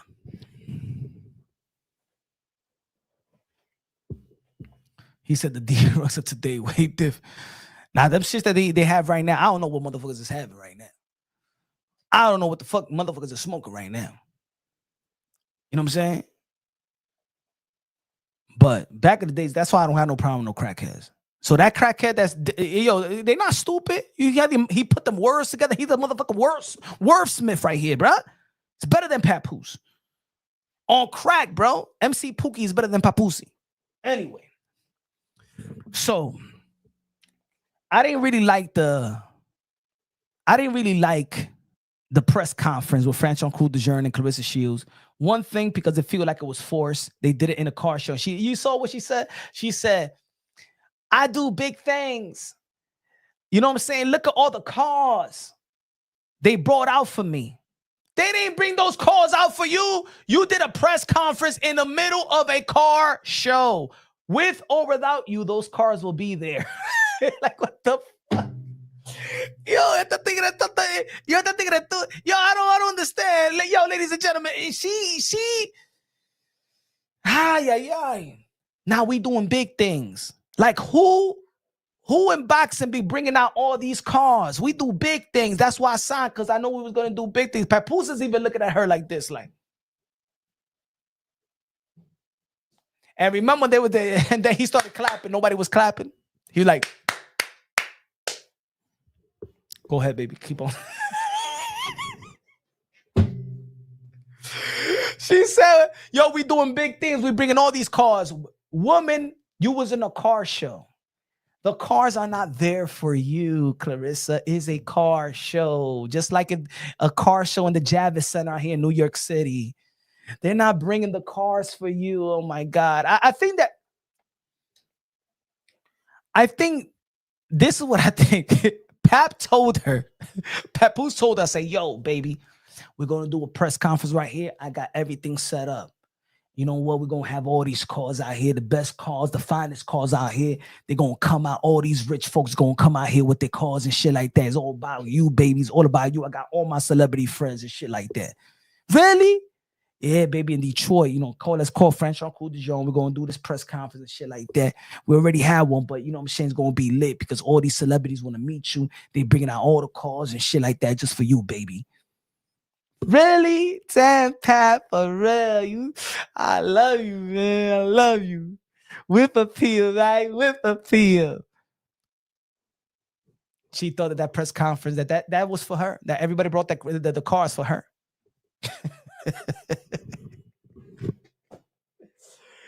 Clarissa, man, we here for you, man. You getting played. Ladies and gentlemen, I said this before. And I'm going to say it. I don't give a damn. I'm going to say this. Men and women, we all, look, I see my analytics. We're all up in age. We're all we got wisdom. We have experience. I always say that the weakest men, and this is for my brothers out here. This is on y'all right here. I'm going to tell y'all. You know what I'm saying? Weakest men search for vulnerable women.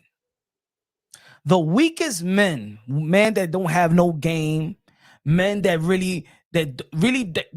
weakest men, and when it comes to relationship, is the men that seek vulnerable women.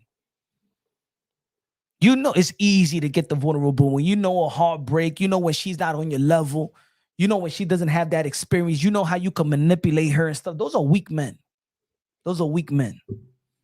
Manipulating women because, she doesn't probably have the experience. She's sprung, she's this, and you use it to your advantage. That's the weakest men or women or men that chase vulnerable women. You know what I'm saying? I don't put that on women, though. I don't put that when they're in a vulnerable state. Even men get on their vulnerable state as well. The men deal with breakups. You know what I'm saying? We deal with that shit with heartbreak. With heartbreaks. We deal with that shit. We just deal with it a different way. You know what I'm saying? And I do see everybody see it. Everybody see the vulnerability of that woman. She may be 30, but a lot of people see her that she thinks like a 15-year-old. See, with experience, you understand what I'm talking about. You understand what I'm talking about. She is 30 plus, but she talk and think like a 15, like a woman that really didn't have that experience. Like, you can have an experience in fucking, but when it comes to relationship, grown relationship, and really serious, she don't look like she doesn't. A 47-year-old dude could, come on. We see that from a mile away. I'm gonna say it again. This ain't the hip hop community. This is the boxing community. We going to look out for homegirl. We're going to look out for Clarissa Shields. And I know you listen. We're going to look out for you. I'm not saying don't find love. We're not saying that. Love is a beautiful thing. But also there's timing in situations. There's timing. Timing is an important thing, just as much as anything else in life. Timing is everything, right? But when you get older, what do people say? Timing is everything. When you get older, you don't make decision with love. You remember that saying? Men make decision with their minds, boys make decision with their hearts. The same thing with women. Ladies make decision with their minds. Girls make decision with their hearts. And you make the decision with their hearts. You're signing with Win Records that haven't proven themselves in boxing. Then MVP that has proven to elevate women boxing like no entity in the sport of boxing. You sign with Poose because he's giving you what Bernie Mac said in Def Comedy Jam, the dick. That's it. You know that. Am I lying? The reason you sign with Win Records is because he's giving you the dick.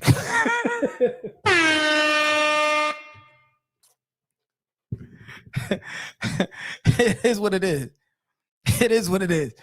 Any fighter that's looking on right now, is any fighter in the sport of boxing looking to sign with Win Records right now? Come on. Hey, they giving out $8 million. They got the moolah. They giving out millions. Anybody? Any fighter that's listening right now, any fighter, female or male, or do you want to sign with Win Records right now? They gave Clarissa $8 million. So they imagine what they could give Tank. Well, imagine what they could give. I mean, Shakur Stevenson is a free agent as well. Hey, yo, what about Devin Haney? Devin Haney and Bill Haney, they free agents. They work with everybody.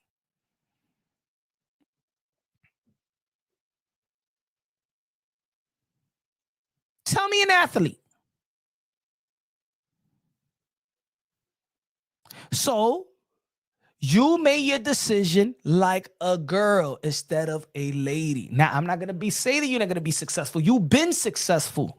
Clarissa Shields been successful in the amateur and the pros. I don't want to see the downfall of Clarissa Shields. The reason why I don't want to see the downfall of Clarissa Shields, I want her to be undefeated her whole career. I want her to be undefeated in the ring and out the ring. But if there is a downfall, and not everybody ends their career perfect. Not everybody is Floyd Mayweather. Not everybody is Andre Ward. It's going to be bad. It's going to be bad. And the people around you is going to be a bunch of yes men and women that's going to leave. I seen it with other fighters, bro. I seen it with other fighters. And if Clarissa Shields is looking on, you know exactly what I'm talking about. I seen fighters going inside that, going in fight week with 80, 90 people. They got an entourage. They got family members and family members that just came along. When they lose, I seen that 80 people, 70 people, 20-something people shrink to like 5 people. I seen it all the time. I'm a boxing head. I've been around boxing for a long time. I seen it all the time. I remember when Teofimo Lopez fought George, the lobby was packed. Friday night, Saturday before the fight. Right across the street from Madison Square Garden, it was packed. When Teofimo Lopez lost, it was like 12, 6, 8 people there, bro. People still went to the club. People that were supporting Teofimo Lopez went out. 1 week later, 2 weeks later in the hospital, and all he had was mom, dad, sister. Just a few just a few people that was checking up on him. Look at Victor Ortiz. Facts. Look at Victor Ortiz. Victor Ortiz went from boxing to Hollywood. He was acting in the movies. That's the saddest thing in boxing. It is a real thing. Boxing is a lonely sport. When you win with everybody. When you lose alone. When you win with everybody. When you lose alone, bro. You lose alone. Let's be real. Same thing we telling Clarissa is not that, like it's not what we said about when Devin Haney got together with that Taz Angel girl. Right? Yo, for the people that been rocking with me, did we say the same shit to Devin Haney when he got together with Taz Angel chick, the escort that been an escort for 15 years? And we're like, yo, Devin Haney, what you doing with that, man? You could have so many women and stuff like that. Why you with this chick, man? She went through all the fucking rappers in the past 15 years.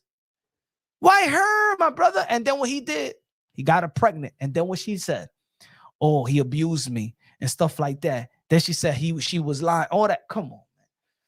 The same shit we was saying. Like, bro, we say this with everybody. This is not a Clarissa Shields thing. This is a fighters. Fighters got a problem with relationship. Let's be real. And I'm not saying that other people don't have a problem with relationship. But the fight game, these fighters is a lonely sport. They come up the game not having real friends because their friends don't fight. This is a very interesting career choice. A lot of these people drop out of school just so they could be in the amateurs so they could work on their craft. These people live in the gym. A lot of these fighters are like, what you call it? A lot of these fighters are like caged animals. And I'm not saying to disrespect them. They're like caged animal. And then they're so busy in the amateurs, they fighting all the time and having fight after fight. They stay within weight. They don't have friends. They don't have time for friends. They travel around the world. And then they get to the pros.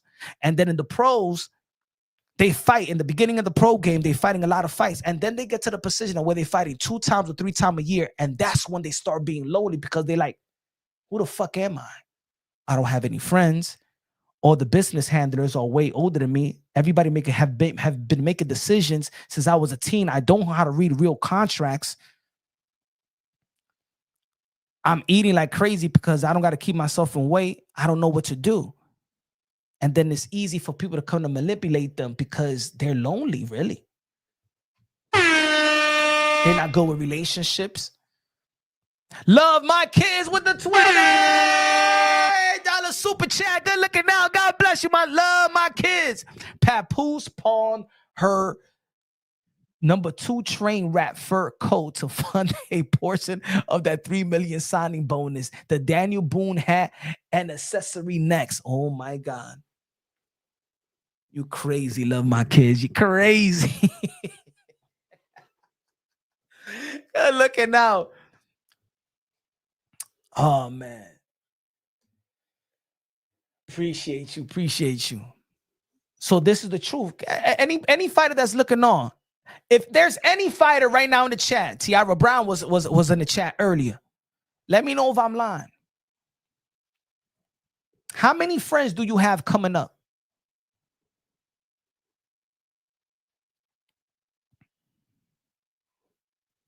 A lot of these fighters, it's not that they choose a profession that needs that undivided attention. Remember, they're risking their lives every time they enter that ring. They're risking their lives even every time they're sparring. They have to fight to prepare for a fight. They have to take blows to the head just to prepare for a fight. 12 to 10 to 8 weeks of training camp, they're taking blows in the head just to give that 36 minute, whether it's 12 rounds or 10 rounds, whatever. They got to get, that's it. I don't expect fighters also to be normal. That's one thing about I don't expect. When people say, oh, yo, this person got brain damage. I know there's a lot of, I'm going to tell you like this, there's a lot of fighters that already got gray areas. Boxing is so much of a dirty game that even there's certain commissions that be passing them. They know that they got brain damage.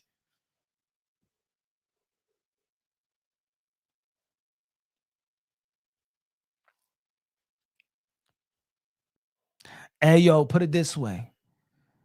If Clarissa, God forbid, is sick and Remy Martin is sick, You only could be in one place at what time. And I'm talking about 6. We ain't talking about the flu. Who you think Pat Poose is going to go to? Who you think? Who you think? Oh, that's all I'm saying. Timing is everything. Give your all to somebody that's going to give you their all right back. That's it. It's very simple. Real love don't have to be, I hate when people say, in a relationship when people fall in love, but they break up and then they act like there was nothing there. See, for me, that's weird.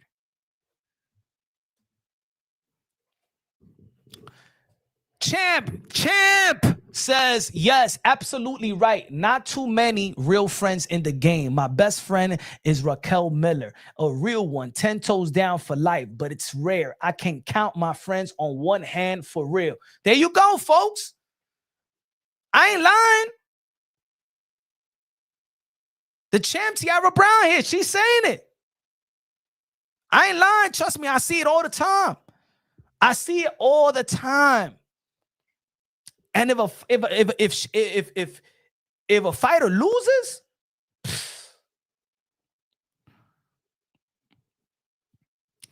there's fighters out there that help so many people around them, and they lose, and then they don't. And when they need the help, there's nobody around them to help them.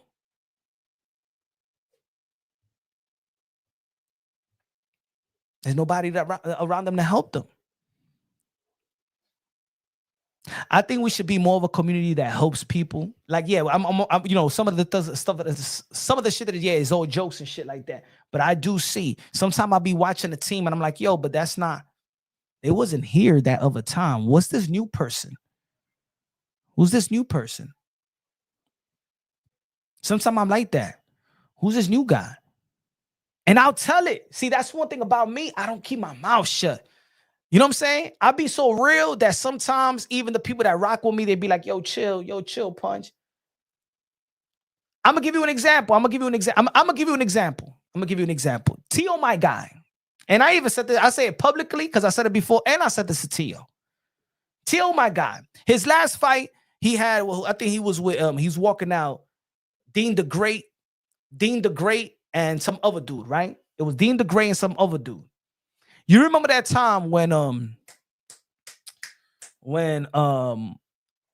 Terrence Bud Crawford and his sister is going at it, and Terrence Bud Crawford is calling Tio's sister the B word. You know what I'm saying? They talking shit.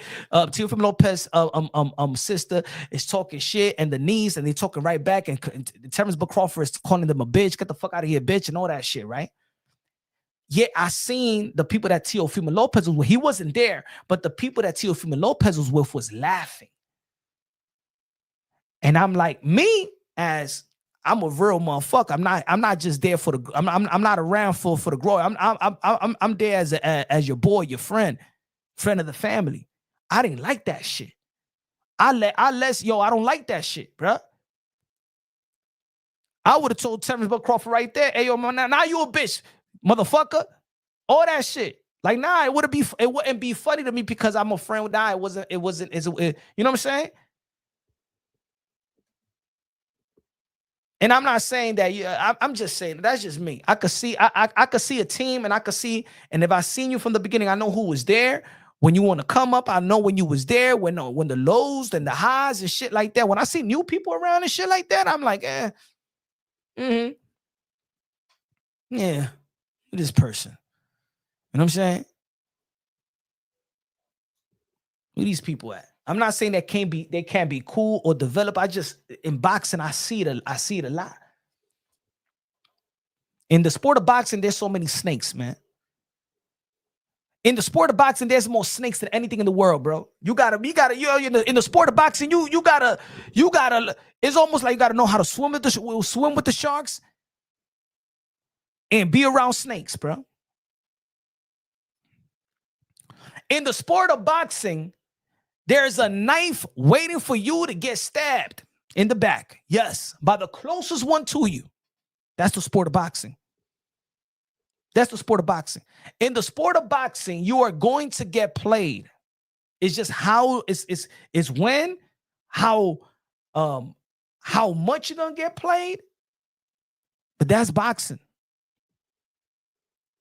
It's a pimp and hoe game. Sorry to say that. It is a pimp and hoe game. Look at your contract, folks.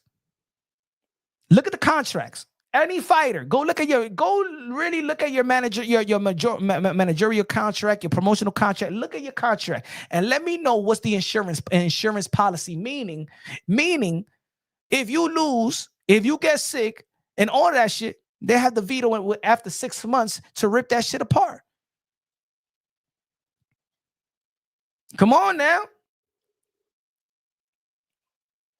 A lot of fighters, they look at the bonus money. They just ready to fight. You know what I'm saying? They're just ready to fight. They fight it. They got people to look after their contracts. For you, it's a sport. For them, it's a business. And then later on, the fighters then start learning the business. They start learning the business. But when they come into the sport of boxing, it's all about the sport. It's all about them becoming a champion and shit like that. While they're getting fucked over left and right. But they still, you know what I'm saying? It is what it is. They came in with nothing. Most of them came in with nothing, not that much. They just want to become world champions. Oh, yeah. Oh, you don't know that. I got you right here, Savage. I give you some exclusives. Hey, yo, Savage, I give you an exclusive. Let me right here, watch. Let me see. I got you right here, folks. Y'all think, hey, yo, people just think that I'm a drunk with a mic. All right, people going to be taking me serious. I'm going to tell you about, hey, yo, Savage, by the end of 2026, people going to be like, hey, yo, Punch Drunk boxing. Punch Drunk, that punchy dude. Well, I'm going to take this motherfucker serious from now on. Hey, yo, love my kids with the $10 super chat. God bless you, love my kids. How's the grandkids? I remember they said all issues come from the pesticides exposure spraying fresh vegetables because he ate fresh always as Muslim. That was the story for years. Ali. I remember they said Ali issues came from pesticides exposure, spraying fresh vegetables because he ate fresh always as a Muslim. That was the story for years. Yeah, man, it's a lot of weird shit, man. A lot of weird shit in boxing. Watch, I'm gonna get you right here. I'm gonna read you this section, just this section. Give me a second. I don't want to bore y'all. I don't want to bore you, but just so I could, so the fighters that's looking on as well could understand what I'm talking about. Because I know the fighters understand what I'm talking about. Hold on.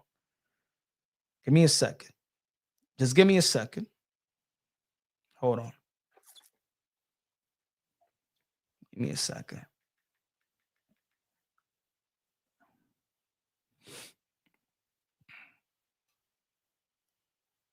Give me a second. Hold on. Give me a second. Oh, brother. There you go.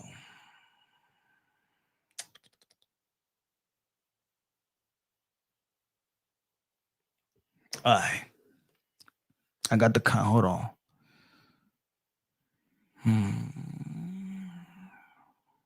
The mandatory purge bid terminate. Design of promotion agreement advertise. Corporation and assistant. Hold on. Formal contract agreement. Transportation. Disability. Fighters. Breach of contract.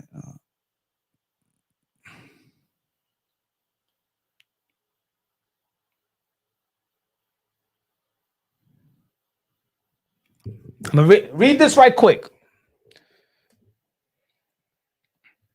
Clarissa Shields could see this in her contract as well. Read this right quick. I can't show you the rest of the contract. Termination section. If a fighter should not be declared a winner of any contest held during the term of this agreement or any extension thereof, promoter shall have the right to terminate this agreement by so notifying the fighter in writing no later than 45 days following each contest.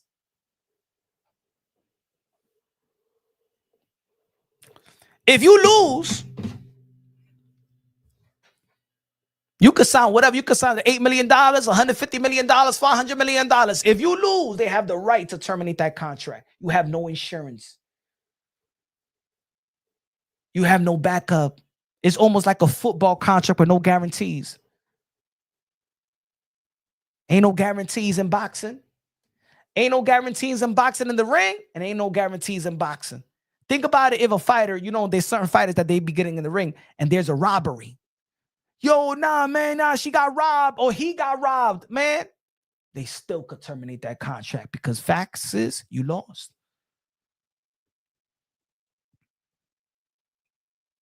Manager and promotional contract is always looking out for them. And guess what? Also in boxing. Because a lot of these fighters sign young, right? The fighters use the manager's attorney. The fighters use the promoter's attorney. Let me know if I'm wrong. Anybody tell me, anybody right now, anybody that's in boxing looking on right now, let me know if Punch Drunk Boxing is lying right now. Let me know if you signed the contract before that the attorney of the manager or the attorney of the promoter was the one that helped you with the contract that you were signing. You have no connections with the attorney. The attorney has the connections that look by you through your contract with your manager, with your promoter. Your promoter says, I know this is attorney. He's a boxer. He's a good one. Let's read the contract. Boom, because you can't afford it. In the beginning, you can't afford it. You think that attorney is looking out for you or the manager that's giving you the contract? You think that attorney is looking out for you or the promoters that's giving? No, bro. Sometimes these managers and these promoters already got a business relationship with the promoter that fighters come and go. The important thing is to hold the relationship with that promoter or the managers with the promoter with the network and all that shit. Fighters come and go. You ain't shit to them. Reality, you are not shit to them. Shout out to great managers. I'm not shitting on the managers because managers and promoters, they make the investment for these fighters and they spend a lot of money. And when they take a loss, they take a loss. So I got a lot of respect for managers in the sport of boxing. I got a lot of respect for managers because let me say it like this. For example, look at Andy Cruz. How much you think they invested in Andy Cruz? Bringing him in from Cuba, taking care of him, maybe taking care of his family as well. Like, yo, you know what I'm saying? I can't even take care of my family. My mother can help me out with my family, the stipends, shelter. You ain't see Eddie Hearn, bro, after the fight? He was torn apart because probably Eddie Hearn is saying, I'm never going to recuperate the money that I earned, that I spent with this guy. He lost to be a world champion. Oh, shit. How I'm going to build this guy back up? Cuban boxing, Cuba doesn't have a large fan base. How the investors of Andy Cruz is going to get that money? How much money you think they spend on Andy Cruz?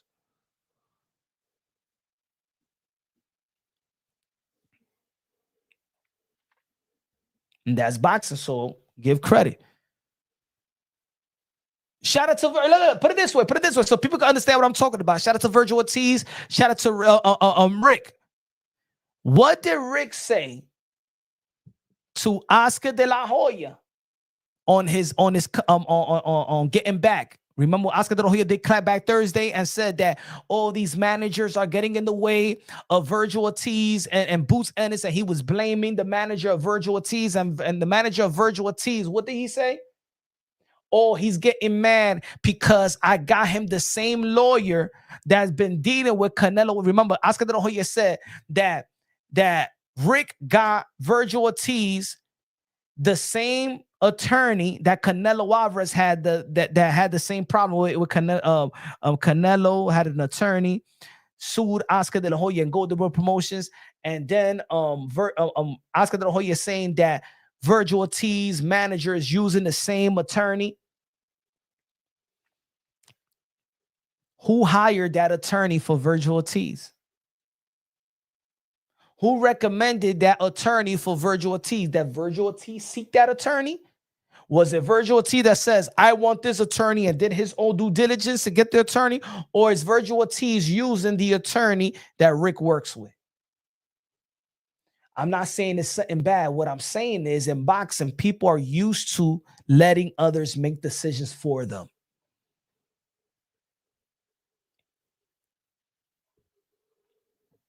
They're not geared like that.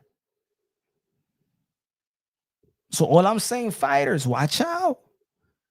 Boxing is a very, very small community and everybody knows each other. And you're nothing but a number. Fighters, you ain't nothing to them. I'm telling you for a fact, you ain't nothing. They'll find another you. I seen it happen. They'll find another you. I'm just a real one. And these people know they're real. That's why I could show a contract. And right now, if managers be like, who the fuck was, who is fucking Punch Drunk Boxing to get a contract? Who the fuck is Punch Drunk Boxing? Who the fuck he working with? How he got this boxing contract? Let me know. Anybody out here have shown you a boxing contract before? Hey, yo, anybody right here in the chat? Anybody right here in the chat? Has anybody any YouTuber have shown you an actual boxing contract?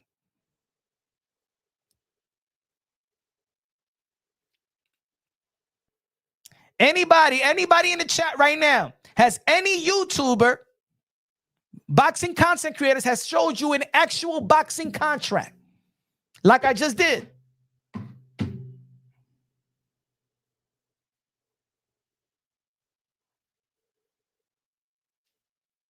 You know what I'm on. Let me know. Who? I want to know. I got to know. Grant Hill's mother was a smart woman, no Asian, but her and his hand-picked attorney. Facts. Grant Hill's mother. Who else? Remember that the mother of the dude that did the Jackson 5? That's a good mother that knows her shit. Bill Haney. Bill Haney is smart. That's why Devin Haney gets $4 million. And all these fighters not knowing how the fuck is Devin Haney getting paid like that? Because Bill Haney learned the business, bro. Bill Haney is a genius. Jason Weaver, the actor, his mom did a good job constructing his contract. See, sometimes you need that. It's not, you want to put people around you that learn the business as well, knows the business, so you could protect your child as well. There's a lot of father trainers in the sport of boxing, but a lot of the father trainers don't know the business of boxing. And the bad thing about it, you can't even protect your child in this gangster business of boxing. Why does Salida Promotion needs Win Records? Why does Salida Promotion, shout out to Salida Promotion, why do you need Win Records?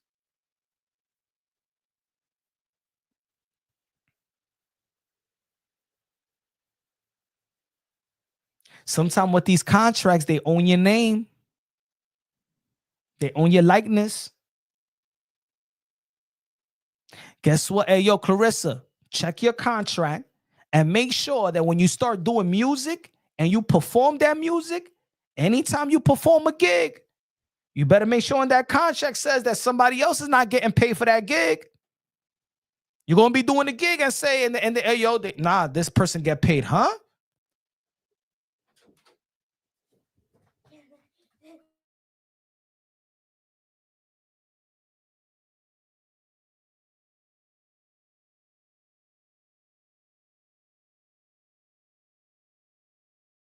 Night. I believe some of these faceless bloggers are some of her close friends behind the scenes.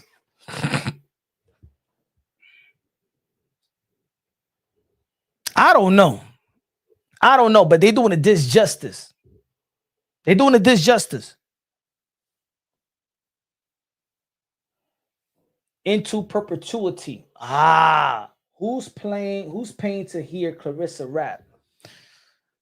Hey, yo, I'm gonna tell you like this. It's not even, hey, yo, Joe, it ain't even about who's paying to see Clarissa rap, because anybody listen to anything right now is entertainment.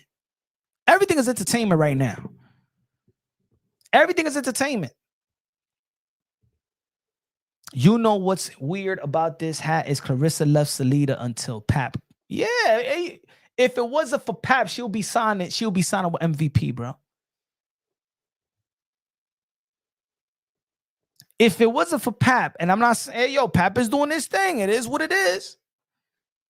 Ain't nobody signing with no damn fucking Win Records, bro.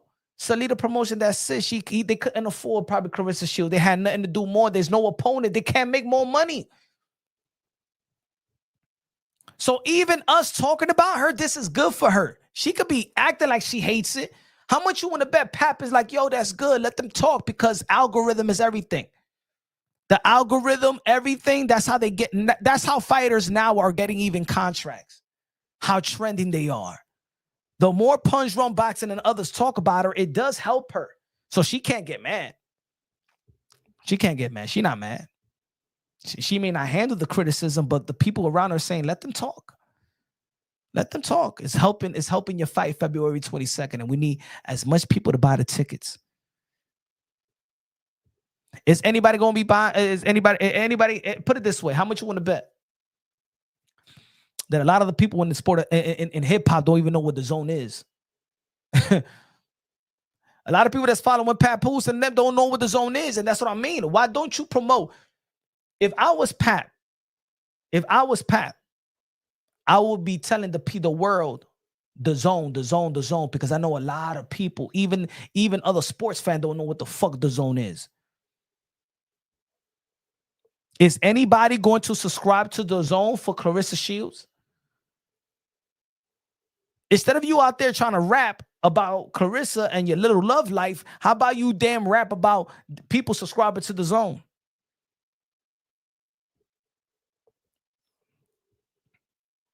It ain't that cheap no more. Ain't that? Hey, yo, the zone ain't that cheap no more. Right now, how much is it? Because I've been a member, subscriber of the zone for like what, 8 years now. How much is it now for newbies?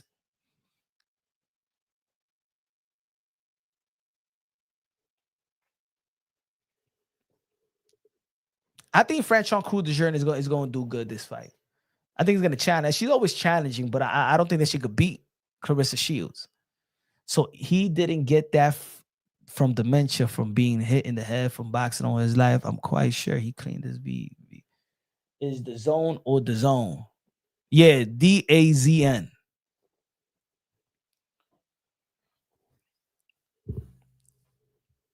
But this is gonna be an interesting week. How much you want to bet she's gonna go to the fight? Look, she's supposed to be in training camp. If she goes to the fight this weekend, that means she's not even 100. I don't think that she respects Franchon Cruz de Jeune that much. I don't think so. I mean, when you beat somebody 4 times, I think she respects her as a friend. You could tell by the press conference, they friends, they love each other. Clarissa Shields is hooking up her friend, and it's all right. Get that money. She's hooking up her friend. Clarissa Shields is hooking up her friend. Franchon Cruz de Jeune. She'd rather hook up her friend than fight Shadeja Green. That's the fight that we all want to see.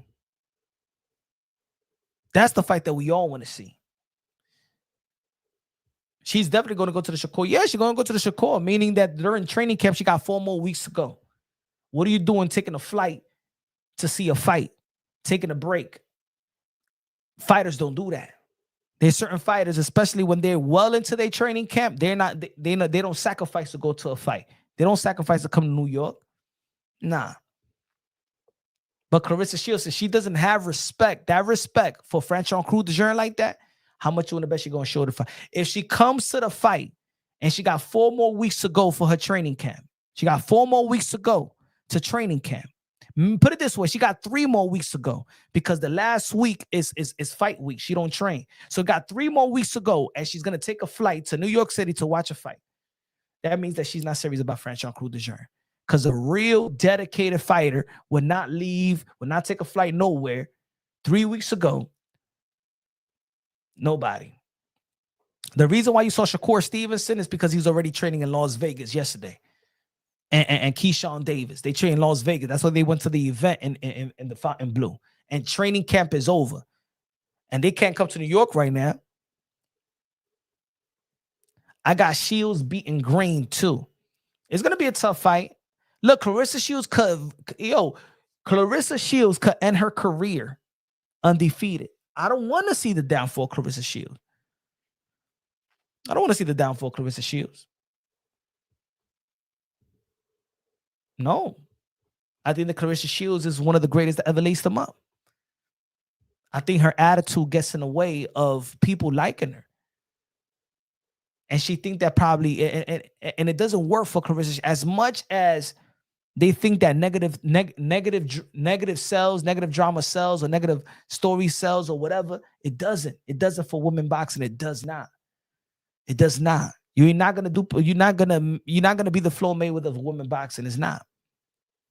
It's not gonna help.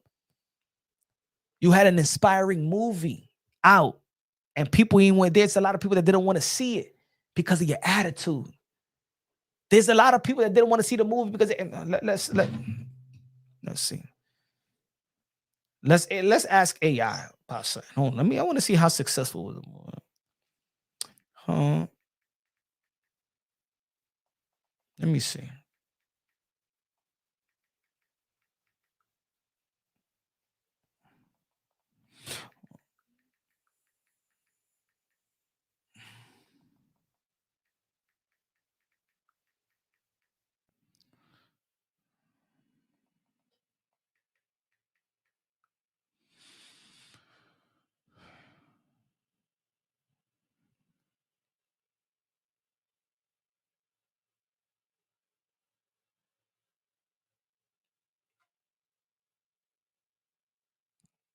Check this out.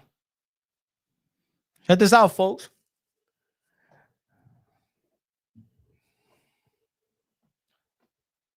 The 2024 Clarissa Shields biopic, The Fire Inside, was a critical success but a commercial failure, grossing only $8.1 million against a $12 million budget.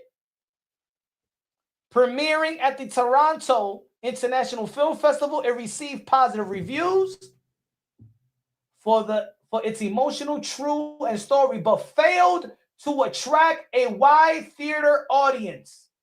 Failure! Can you imagine the investors of that movie? They lost millions. They lost millions. They didn't recuperate what the budget. $20 million budget only made $8 million. You know why it was a failure? Because of her attitude. It was a failure because of her attitude. And guess what? Around the time that the movie was getting promoted and marketed, around the same time that she started messing with Poose.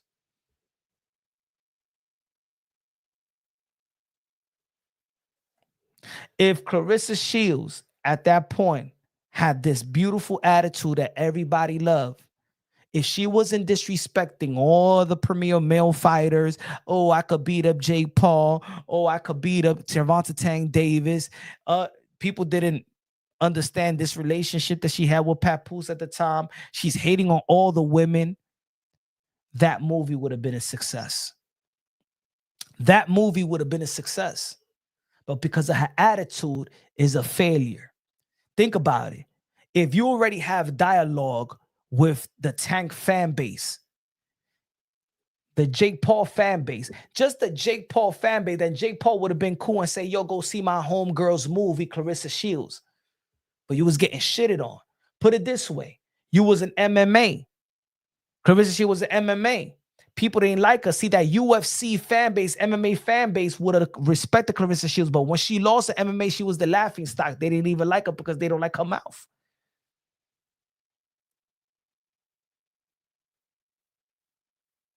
Listen to the people, Clarissa. Look, folks. Hold on. I'm gonna put the poll. Look at the poll. I did a poll. Look at the poll. Why many have negative criticism towards Clarissa Shields? 88% says because of her character. The reason why your movie failed is because of your character, not because you're a woman, not because you're a black or African American woman, not because of your accomplishment. Your character is holding you back. Your character is holding you back. And all we saying is fix your character. So everything that you invest in and everything that you do in life is a success. Everything you touch is a success because people like you. I know the saying, not everybody gotta like me, not everybody gonna like you, but you're in a position where you don't have to be disliked.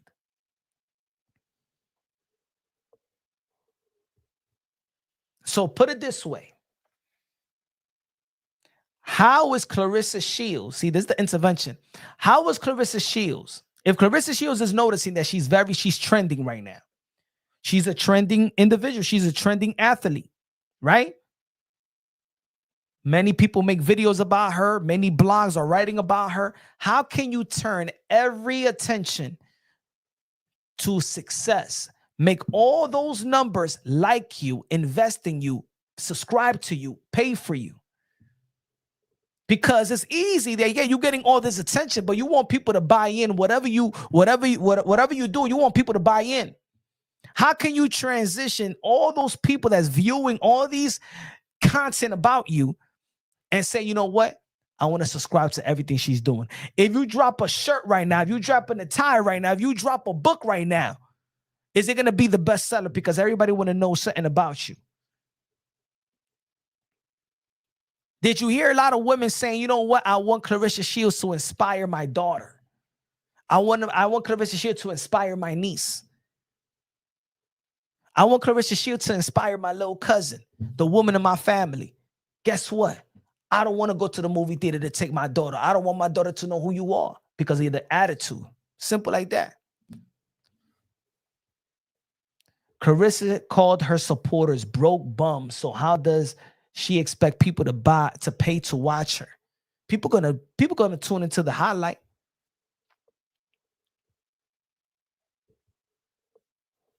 She's scared of your daughters.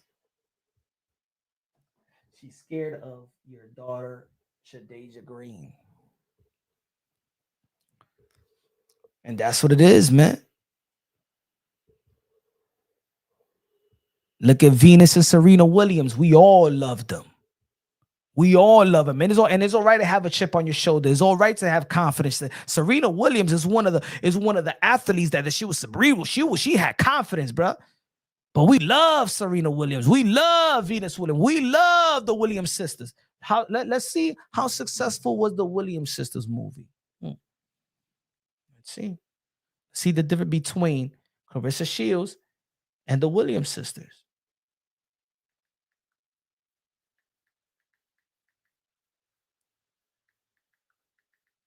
So, let's see. I don't know. Maybe it was good. Maybe it was not. Ooh, the biography drama about Venus and Serena Williams winning an Oscar of Will Smith by commercially disappointment, grossing only 30 point. Damn, the same thing. It was a disappointment, but damn, their budget was $50 million. That was a disappointment too. Look. But shit, the budget was $50 million. They grossed $39.5 billion. But Will Smith had it too. Box office performs with worldwide gross approximately $39.5 million, $51.1 million domestic plus $24.3 international. The film did not break even at the box office. King Richard.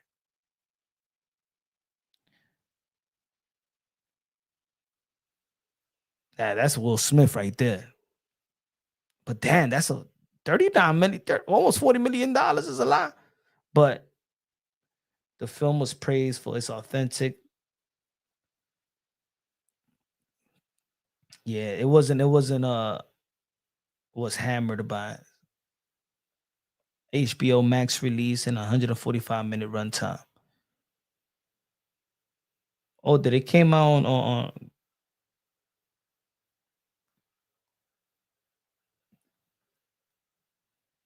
they got a Grammy though. I mean an Oscar. Will got an Oscar of that role. Yeah, that's the one he smacked him up, right?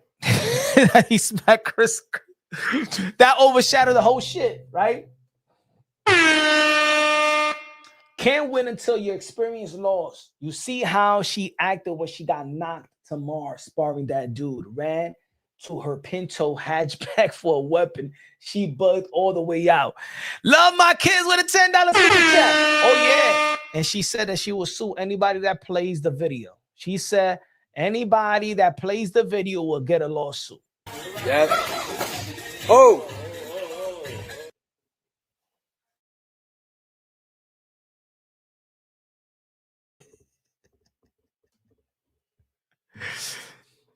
See, even when that happened, see, in all reality, what man will laugh? No man.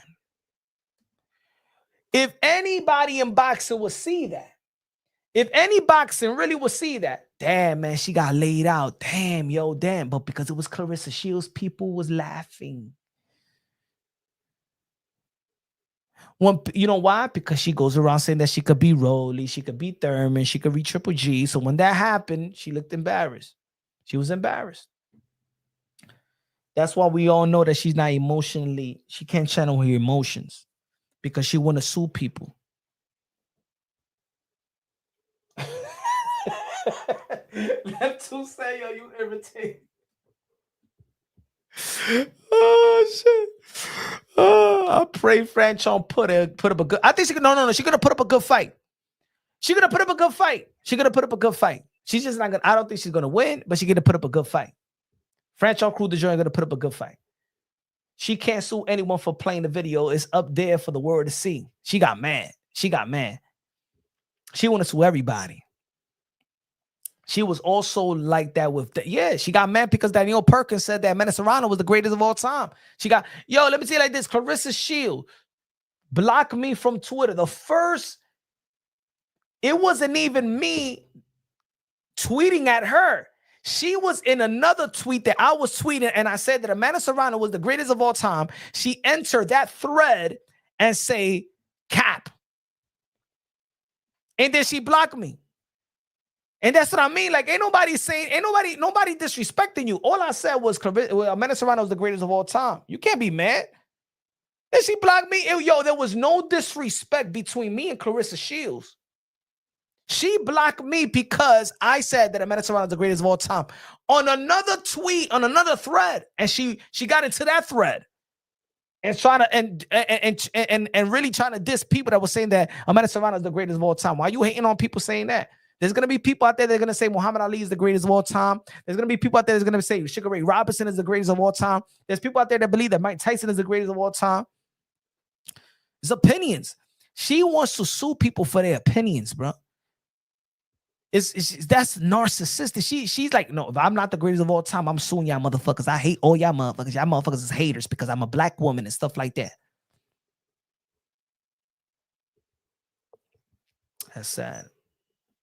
And she gets all the praise. She gets all the props in the world. All that victimhood shit ain't going to do it. What happened? The comedian Monique. Stop it, Monique. You don't know Clarissa Shields. You met her in the airport. You don't know Clarissa Shields. You don't follow women boxing, Monique.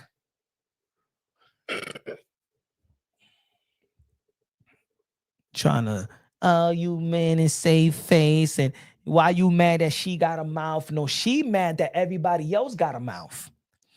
Clarissa, no. Monique should have said, no. It's not that people are mad that she got a mouth. It's that Clarissa Shields is mad that everybody else got a mouth and everybody got an opinion as well. Just like she got an opinion, well, we got an opinion. That's it. But this Saturday, ladies and gentlemen, this upcoming Saturday, Teofimo Lopez versus Shakur Stevenson is going to be an incredible night of boxing. It's going to be, one of the best matchups. If you're not into the sport of boxing, there's going to be, it doesn't get any better than this. It doesn't get any better than this when it comes to momentum. Two fighters that's highly accomplished. Teofimo Lopez, two-time lineal champion. Should have been recognized as the first two-division undisputed world champion in the four-belt era. Shakur Stevenson, three-division champion. Both in their prime. Madison Square Garden is already about to sell out. 20,000 people looking on. It doesn't get any better than this. It doesn't get any better than this. But there is also fights. If the winner will, in my opinion, it could fight Devin Haney, the winner of Mario Barrios and Ryan Garcia, or if Tank Davis want to take it serious, it'll be a huge fight. Teo versus Tank, Teo versus Haney, Teo versus Ryan, big fight. They're on the zone, yes. The Hannah rematch will be the one for sure. Yeah, I want to see the Hannah rematch too. And I want to see a rematch with Savannah Marshall as well. That's a good fight. Rap Star Boxing Now is the voice of the UK, London. What's good? You know what I'm saying? That's going to be that. Hey, yo, folks, it's going to be lit all week. It's going to be lit all week. All week. Keyshawn Davis going to be facing also Jermaine Ortiz. That's gonna be a good fight. I won't be surprised. I got Keyshawn Davis beating Jermaine Ortiz, but I won't be surprised if Jermaine Ortiz upsets Keyshawn Davis. Carlos Adama is gonna be facing Ammo Williams. That's gonna be a tough fight as well. Big Baby Miller is back. This is gonna be a great card. A lot of people talking about that Shakur Stevenson may have to. I got you.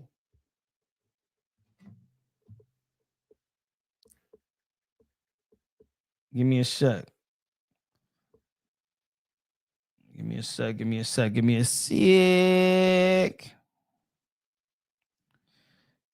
My brother from another mother.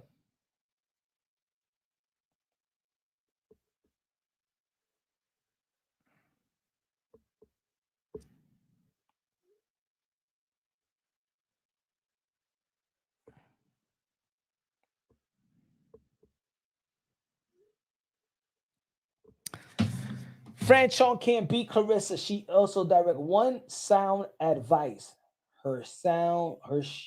She should have taken from Layla Protector. Yeah. Look at how Layla know how to protect the legacy of her father's brand as well. It's her brand. She became a champion. So she created her own lane as well. You know what I'm saying?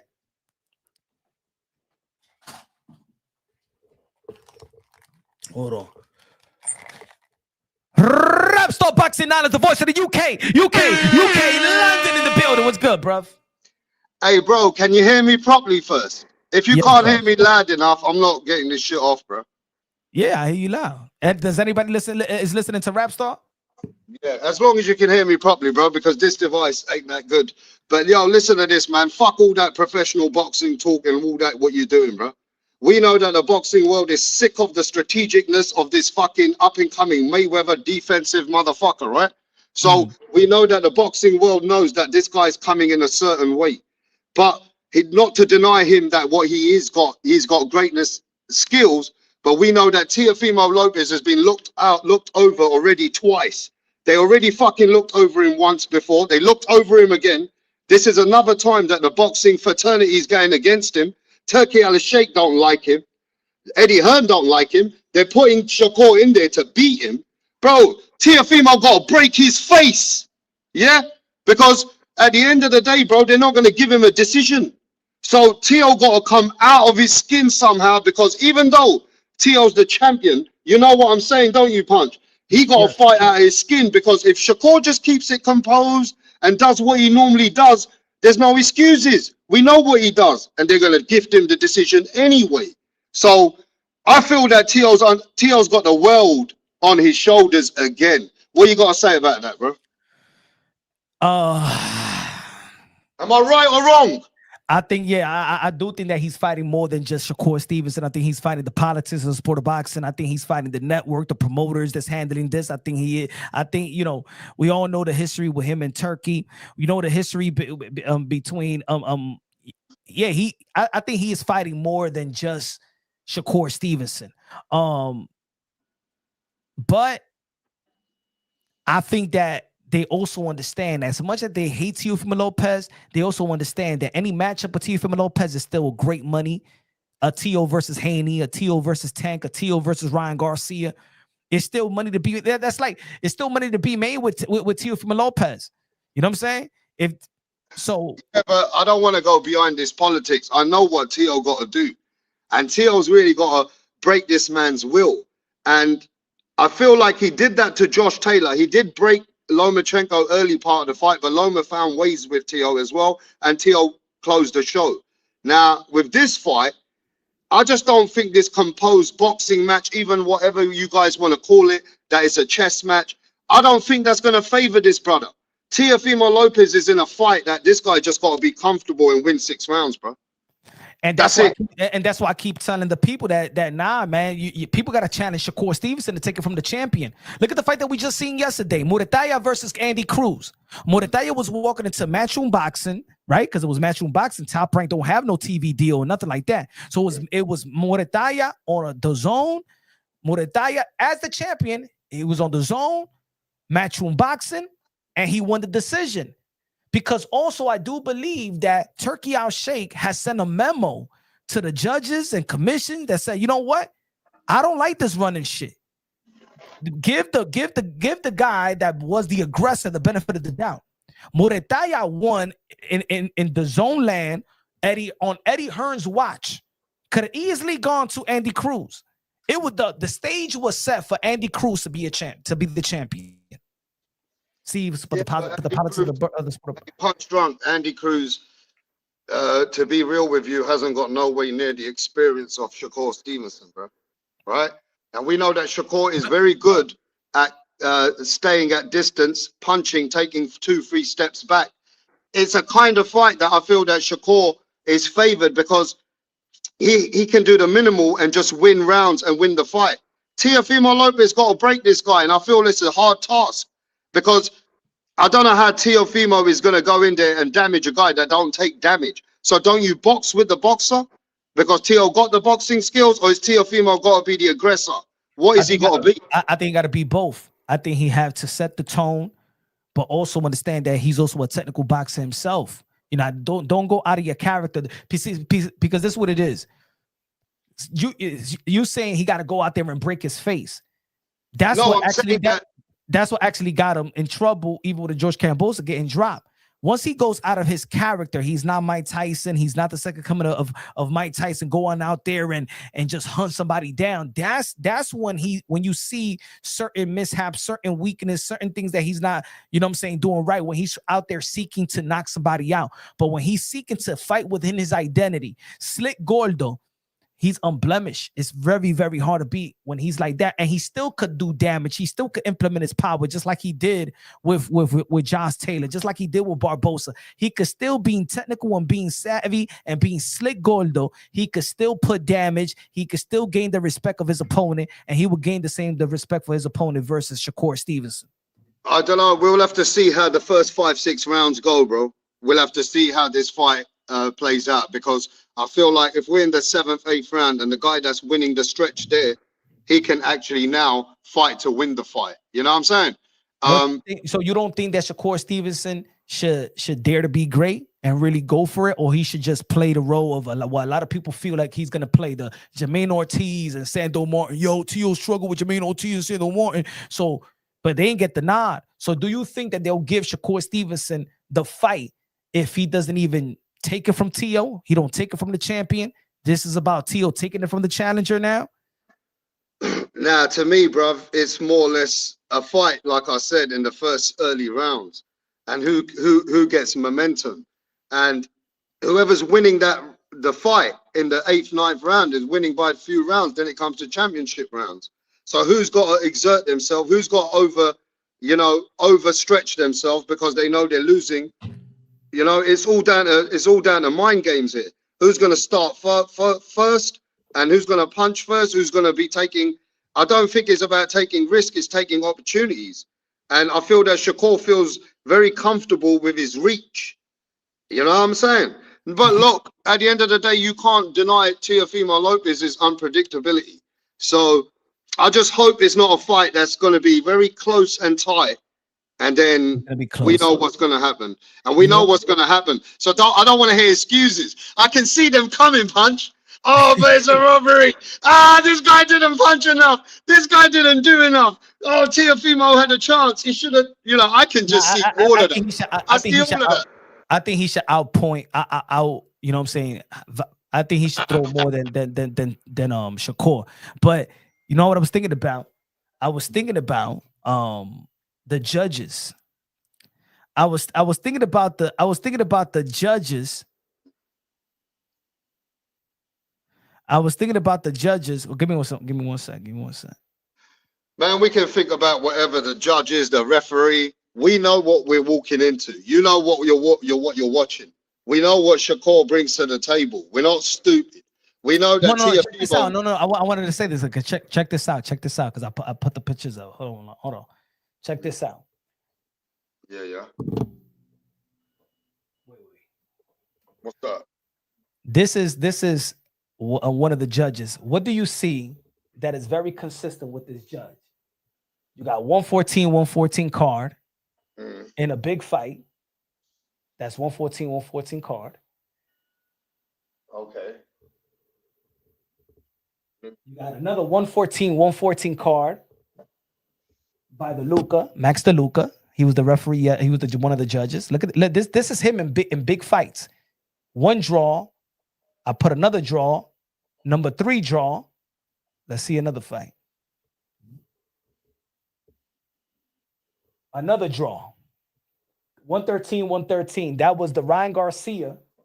I'm sorry, that was the Virgil Ortiz versus Boachuk. Check this other card. 115. That's a close fight. That was Hitchens. He gave it to the boxer. Hitchens fight that a lot of people felt Hitchens lost. He gave that fight to Hitchens, the boxer. Let's see this one. So he favors boxers, is what you're saying? 113. That's the card with Navarrete versus Robinson Consorcial. 113. The boxer, the slick boxer. What they call is check this card. 112. Guess what card is that? Devin Haney versus Ryan Garcia. He the one that gave it a draw for Devin Haney. So he likes boxers. 112. He likes boxers. I was doing I got 1, 2, 3, 4, 5, 6, 7, 8. 5 of them are draws in big fights. Draws. So now I was thinking, like, bet the draw. This guy, no, it doesn't matter. He goes with the slick boxer. He'll go with the slick boxer, and in real big fights, he's one of those judges that's draw. Come on, how many draws there is in the sport of boxing? So how this judge, Max DeLuca, who's highly respected for over 30 years. Is he? Yeah, Max DeLuca. Max DeLuca is one of the judges. They get the judges for big fights. Okay. 5 draws, bro.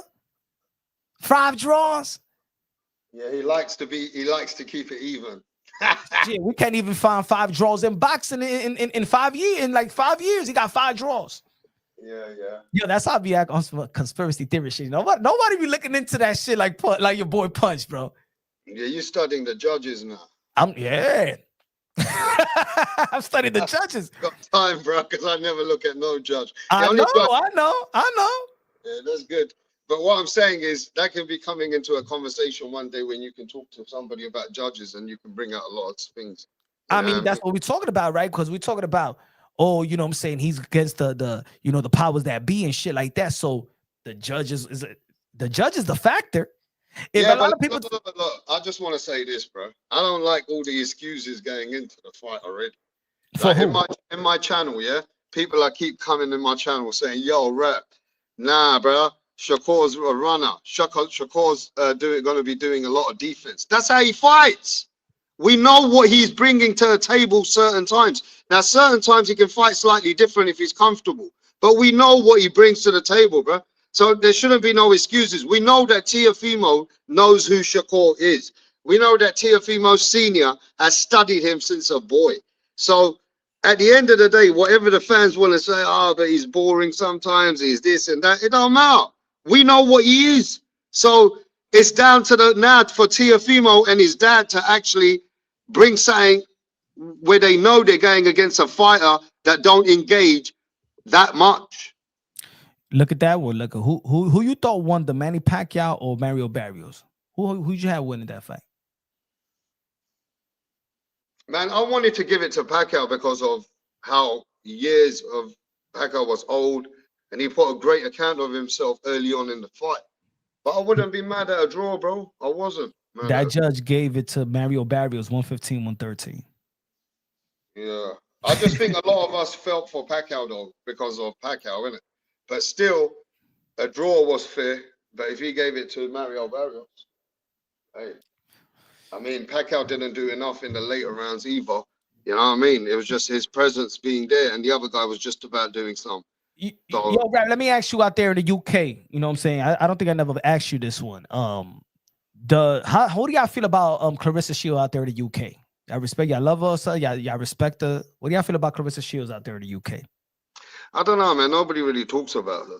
I hope you don't. You know what I mean? Nobody ever talks about her, bro. She only got spoken about here when she fought Savannah Marshall. You know what I mean? Yeah. And at that time, yeah, that it wasn't no big thing. You know what I'm saying? Like a lot of people don't look at Clarissa Shields and talks about her in England like that because I don't know, man. I don't think like it brings a lot to the table in England. Women's boxing is kind of a bit overlooked here as well, you know. But I don't know, man. I know that in America there's a lot of stuff going on with Clarissa Shields, but in England, bro, nobody cares. To be fair. Okay. Just being real, bro. Who you think is gonna be winning? Keyshawn David, Jermaine Ortiz. Good fight. Man, I was thinking Keyshawn Davis was doing really well before he had that problem with his little outbursts. But Jermaine Ortiz, I feel like he did good early on. Early on, he gave some good accounts of himself. But with the T.O. fight, he wasn't that. He was timid in that fight. Hey, I forgot to. I don't know if I put it in your chat. Yo, it seems like Boots Ennis is motherfucker's bad luck charm, bro. He was sparring with Stephen Fulton, he lost. He was sparring with Canelo Alvarez, he lost, and he was sparring with Andy Cruz, and he lost. What is Boots? Boots is the bad luck charm now, bro. If I hear anybody sparring with Boots Ennis, I'm like, all right, you're gonna lose the next fight. I don't know, man. He must be like... See, you. That's why people can't get hype. Oh, yo, Andy Cruz, yo, I'm saying he's sparring with Boots. Hey, yo, Canelo Alvarez. Oh shit, he's sparring with Boots. Stephen Fulton sparring with Boots, so he gonna win versus Foster. They all look. Well, I'm not gonna. Andy Cruz looked good, but the rest of them, flat-footed, trash. They didn't look like they was prepared. Yeah, I'm just gonna say this though. I know the hype's gonna come this week now with the Teofimo and Shakur. Who you got? Now watch this, and even the ring entrances and all that. Yeah, I feel there's gonna be a bit of hype coming into the fight when they both get into the ring. I just hope, man, it's not. I got this feeling, Punch. It might not live up to the people's expectations, but we know what we're going into with this fight. This is skills versus skills. Am I right or wrong? It is. I like it. I said when the smoke clears, it was going to be Teofimo Lopez versus Shakur Stevenson. I just don't see nobody being Teofimo Lopez when his physical ability and his intellect is coexisting at the highest level. Ain't nobody gonna be Teo when his physical ability and intellect coexisting at the highest level. I don't give a damn if he's an underdog. I don't give a damn if people hating. I don't give a damn if people don't believe. Teofimo Lopez gonna shock the world once again. Madison Square Garden, New York City rap star. It's gonna head out there over there in the UK as well. You guys in the UK gonna wish that fucking Teofimo Lopez representing the UK as well. And Josh Taylor gonna do his thing early on that day as well. You sound exactly the same when Tio was fighting Lomachenko. I know. I sound very You confident. sound exactly the same, bro. Now this time he can either go great for you, or Tio gonna make you just make it look like, yo, Punch, your boy ain't what you said, bro. Yeah. So we're gonna see, bro, because for years you've been calling him the special fighter out of a lot of them. So we're gonna see. There's no excuses, Punch. No excuses. But you also my good. You know what? You're a good luck charm. You're like Timothy Bradley. You go against Tio, and my guy wins. So are you going against Tio this fight? Can I tell you Let me this? know, please. Please bet against him again. I promise you this. And this is no lie. But just in about, let's say, 2 hours, yeah? Give me a little bit of time. My live, this is my live's title. My official prediction is today. Okay. I promise you, on my live, I'm picking the fucking fight on my live today. Okay. It's done. And that's it. I picked it. But I'm not going to let it off now. But like I said, man, it's very hard to go against Tio, and it's very hard to go against Shakur. I'll say that, right? But, man, I want to see the game plan, bro. I really, this time now, Tio's got a fucking... It's like Tio got to show the world again. It's crazy that this guy but you see the energy. It's like Tio still got a show. It's really think about it. Even when you started talking, it's about what Tio, he needs to smash somebody's face. He need to prove to the world. What the fuck has Shakur need to do then? Shakur just got to turn up, G. Shakur just got to turn up. He just got to show up. That's it. He got to show up and win certain rounds, and they're gonna give him the fight. So you going for Shakur? I already see it. I'm not going for neither yet. I'm going to be giving my prediction on my live, and I'm supposed to get guests on there. I was supposed to get Haney earlier. I went live, yeah, but the football match was on earlier. Oh, yeah, watching football. Yes, I told you watch the end of my live. I told everybody go fuck off and watch football. I ain't doing this interview now. See you later. yeah. I told everybody go fuck off. I'm going to see Punch. But that's it. No, because they're watching football, and that's exactly what they're doing in America. You know what I mean? No, it's a big thing. You got the Patriots versus the Seahawks. Yeah, so I got a couple of guests coming on, or got a guest coming on later. So we'll see, man. I'm gonna do my prediction. But Punch, all roads lead to. I'll speak to you later. Yeah, I'm gonna start some smoke. Trust me. Hey, yo, the smoke has just began. The smoke has just began because I feel like both fighters in this fight, yeah, they still got a lot of fights. Certain other guys have took a loss. So it really just got to see how this fight's going to unfold, bro. But in the pound for pound, would I put Teofimo, where would I put him if he wins? Well, I'm going to ask everybody this. How many fighters do you know in this last 20 years, yeah? Or 15 years of our era after Mayweather, yeah? That has beaten 3 pound for pound fighters? One. Now, how many fighters have beaten 3? I know fighters that have beaten 2 pound for pound fighters. But how many fighters have beaten 3 pound for pound? Only one Teofimo. Is only one Teofimo. So where would everybody, I want to ask in the chat. He will be pound for pound number 1. That's it. No. Let me be fair, bro. Let me ask the chat. Where would you put Teofimo Lopez if he beats the 3rd pound for pound fighter that you guys are saying is the best in America, the Sugar Ray Leonard of today?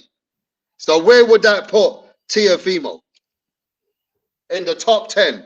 Give me a number. I want to know what people are looking at. Because I have him, if he beats Shakur, he got to make top 5. Put it this way. If people don't put him number 1, he will still be number 1 in America, because if who's going to keep him from being number 1 is only going to be Usyk and Naoya Inoue. because Terrence Bud Crawford, he retired, so that's it. He's not on the pound for pound list. So it's only Usyk and Inoue that he has to overcome. So if he's even number 3, he's the best. He's the best fighter in America. Yeah, mate. Ain't nobody better than him. Even if people want to put him number 4, even if people want to be like, hey yo, it's Usyk, Inoue, Bivol, it will be Tio. He'll still be the best that America has to offer. So I'm gonna get him. I'm gonna get him because of his resume and his accomplishment.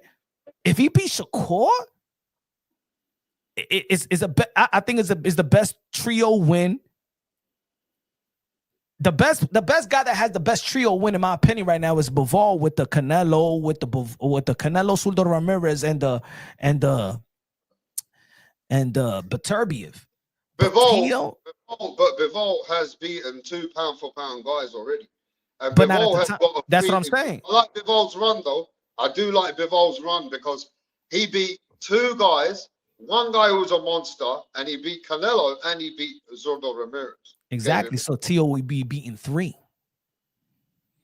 Yeah, Bivol's got good 3 names though. And Usyk. Usyk, yeah, but Usyk's heavyweight name, so they don't give him the pound for pound status there. But he should get it. He should. He's got. You know why? But you know why? People should respect it because he's the smallest guy. He was giving up 30 pounds. He's giving up 30 pounds fighting these guys. So why isn't the monster in a way full pound for pound guys? I mean, maybe they don't consider a lot of these guys in the small division pound for pound. I think that Stephen Fulton. See, Stephen Fulton was on my pound for pound. Only on yours, nobody else's. Exactly. So that's why I don't respect everybody. Who are they? Should I respect Stephen Fulton in the majority was not pound for pound great. But for who? That's what I'm saying. From who? Oh, we debate because if we debating because people also got to remember when they be like, oh yo, is the ring, is it this, okay. So you want to people want to debate Mike Coppinger's pound for pound of punch run boxing. They want to debate Michael Montero, Fisher, Dan Raphael. Like, remember the pound for pound list is made up by guys like us. Is either who got more credibility, who you respect more. Do you respect Dan Raphael's boxing knowledge, or you respect punch run boxing? Do you respect Dan Raphael, or you respect Rapstar? I'm rolling with Rapstar. If Dan Raphael has a pound for pound list and Rapstar have a pound for pound list, I'm rocking with you. I hear you, but I feel that, you know, in a way, hasn't got the wins that he got is with a legend at 38 years old, which is Nonito Donaire. He, unfortunately, like you said, is at a weight class where other guys are not at the highest level or considered top 3, top 5 pound fight. They're not there. But did that win age good? In my opinion, remember, he beat Gabbano. He became a world champion again. It's not like he beat Nonito Donaire and then Nonito Donaire fell off. No, Nonito Donaire beat an undefeated champion. Yeah, but that guy really was just there as a belt holder, though. No, Nonito never fought no great names We could say that about Suldo Ramirez. We can. But what I'm saying is Nonito Donaire, his best wins are years ago. And he's just in the sport now, holding on to the name that he's got, right? And it's only because of his name or what he's done in the past. But you look at the last 3 fights, two fights were ridiculous, bro. To be fair, I don't want to say, like, you know, I respect Nonito, what he's doing and, you know, just keeping it moving. But it wasn't nice to see his last couple of fights. You know what I mean? Because it just shows that the man is a shell of himself. But again, you know, sometimes fighters, they just need to keep it going until it's over for them. Usyk got the Tyson Fury, the AJ, and Danny Dubois. And Danny Dubois, his momentum leading to a Usyk was a very, very good momentum. He just knocked out AJ. AJ is a Hall of Famer, and within his prime, Tyson Fury is undefeated within his prime. The only thing that was the little blemish is him getting dropped by the novice. You know what I'm saying? But he was undefeated. So his trio win is impressive in my opinion. I think that Derek Chisora win aged very, very well for if people like to talk if people like to talk about fights aging well, like they do with Tank. For Usyk, Derek Chisora age very, very well. And if Derek Chisora beats Deontay Wilder, it is going to age even better. Yeah. I mean, to be fair, Usyk you can't play with, bro. He's just one of the best legends now in the game. Yeah, That's so what I'm saying. So if T.O.B. Shakur, number one status is Usyk, bro. if T.O.B. Shakur, that's the only one I'm gonna really go hard to debate. I can understand people be like, oh nah, he should be number 3, but for me, the hard debate will be who's number 1, Usyk or T.O. But I'm gonna be like, nah, T.O. number. In his own stretch now. I don't think anyone can catch up to him now. And Teofimo, yeah, he's got the names, but he hasn't had the run like Usyk, like undefeated all the way, always on top of the game. I feel that Teo get this win, he'll definitely put him in the top 5. You have got Bivol to consider. Bivol's got some of the best wins. We got, I don't know, the Japanese is consistent, bro. But I still think that even how Teo picked himself right back up. Like, remember, Teo picked himself right back and became a champion once again to beating Josh Taylor. He didn't become champion again. Okay, let's he'll get a vacant title, get him back in position again. No, to become champion again, he had to go after Josh Taylor, not Regis Prograis, not a vacant with Cepeda, not he gotta to be in a position where he's at today again. So people have to value that. I think in this era of boxing, people don't value the character or the come up or the comeback story like we used to, because back in the days, all these fighters took a loss. You know what I'm saying? All these fighters used to get dropped. All these fighters get humiliated here and there back in the days. And that's why I think Teo's got a lot of grit in him, because he knows what it's like when the world's against you and he's lost. So he knows that this fight like this, Shakur's not ready for, because mentally Teo's been back there and on top. So now it's like Teo said, that I'm going to mentally break him because he ain't been broke. So we're going to have to see. Right? Hey, yo, put it this way. The first time, look at this. It's like when Roy Jones Jr. took his first loss. What happened to his career? Like, it's not easy also losing and coming right back and be on top of the world. It's not easy. And then you got to be on top of the world, beating a pound for pound, undefeated, undisputed at the time. It ain't easy. He didn't take the easy way out. He didn't take the easy route. He never did. He never did. And that's if he beats this guy Shakur, see how people doubt him. Oh, well, he looked like this before. He's hot and cold. Sometimes he don't fight to the best. Sometimes he's got a lot of flaws. I think a lot of that has to go out the window, because then if he beats a man like this, then people are going to say, hey, bro, what are you going to say about To be honest, it should never go out the window. To be honest, that's his selling pitch. Yeah.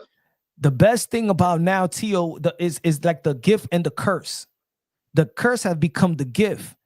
The gift has become the unpredictability. See, if he didn't go with that, then he could be probably predictable. But see, now it's worldwide. People are saying which Teofimo Lopez is going to show up. That's an anticipation on his own.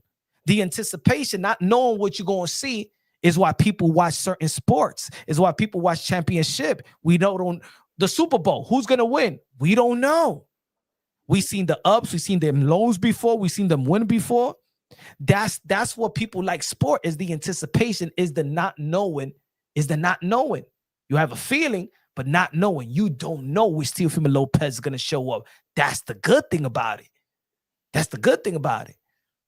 Yeah, I feel there's a selling point there for sure. But, that's why he's underdog, isn't it? He's underdog because his consistency hasn't been consistently at the top level. He's given great accounts of himself, better than Shakur's opponents, and fought better opposition, but he's had some mishaps and some bad days as well. So that's why they got this guy as their favorite now. Teofimo Lopez doesn't make you look like a genius. And also, that's why these guys don't know which Teofimo Lopez is going to show up. Yeah, but Shakur's also a guy that makes great fighters, or good fighters, or even fighters who call to be great, look ordinary. Who? We've seen many fighters that you want to say they're nobodies, but we know all No. You said great.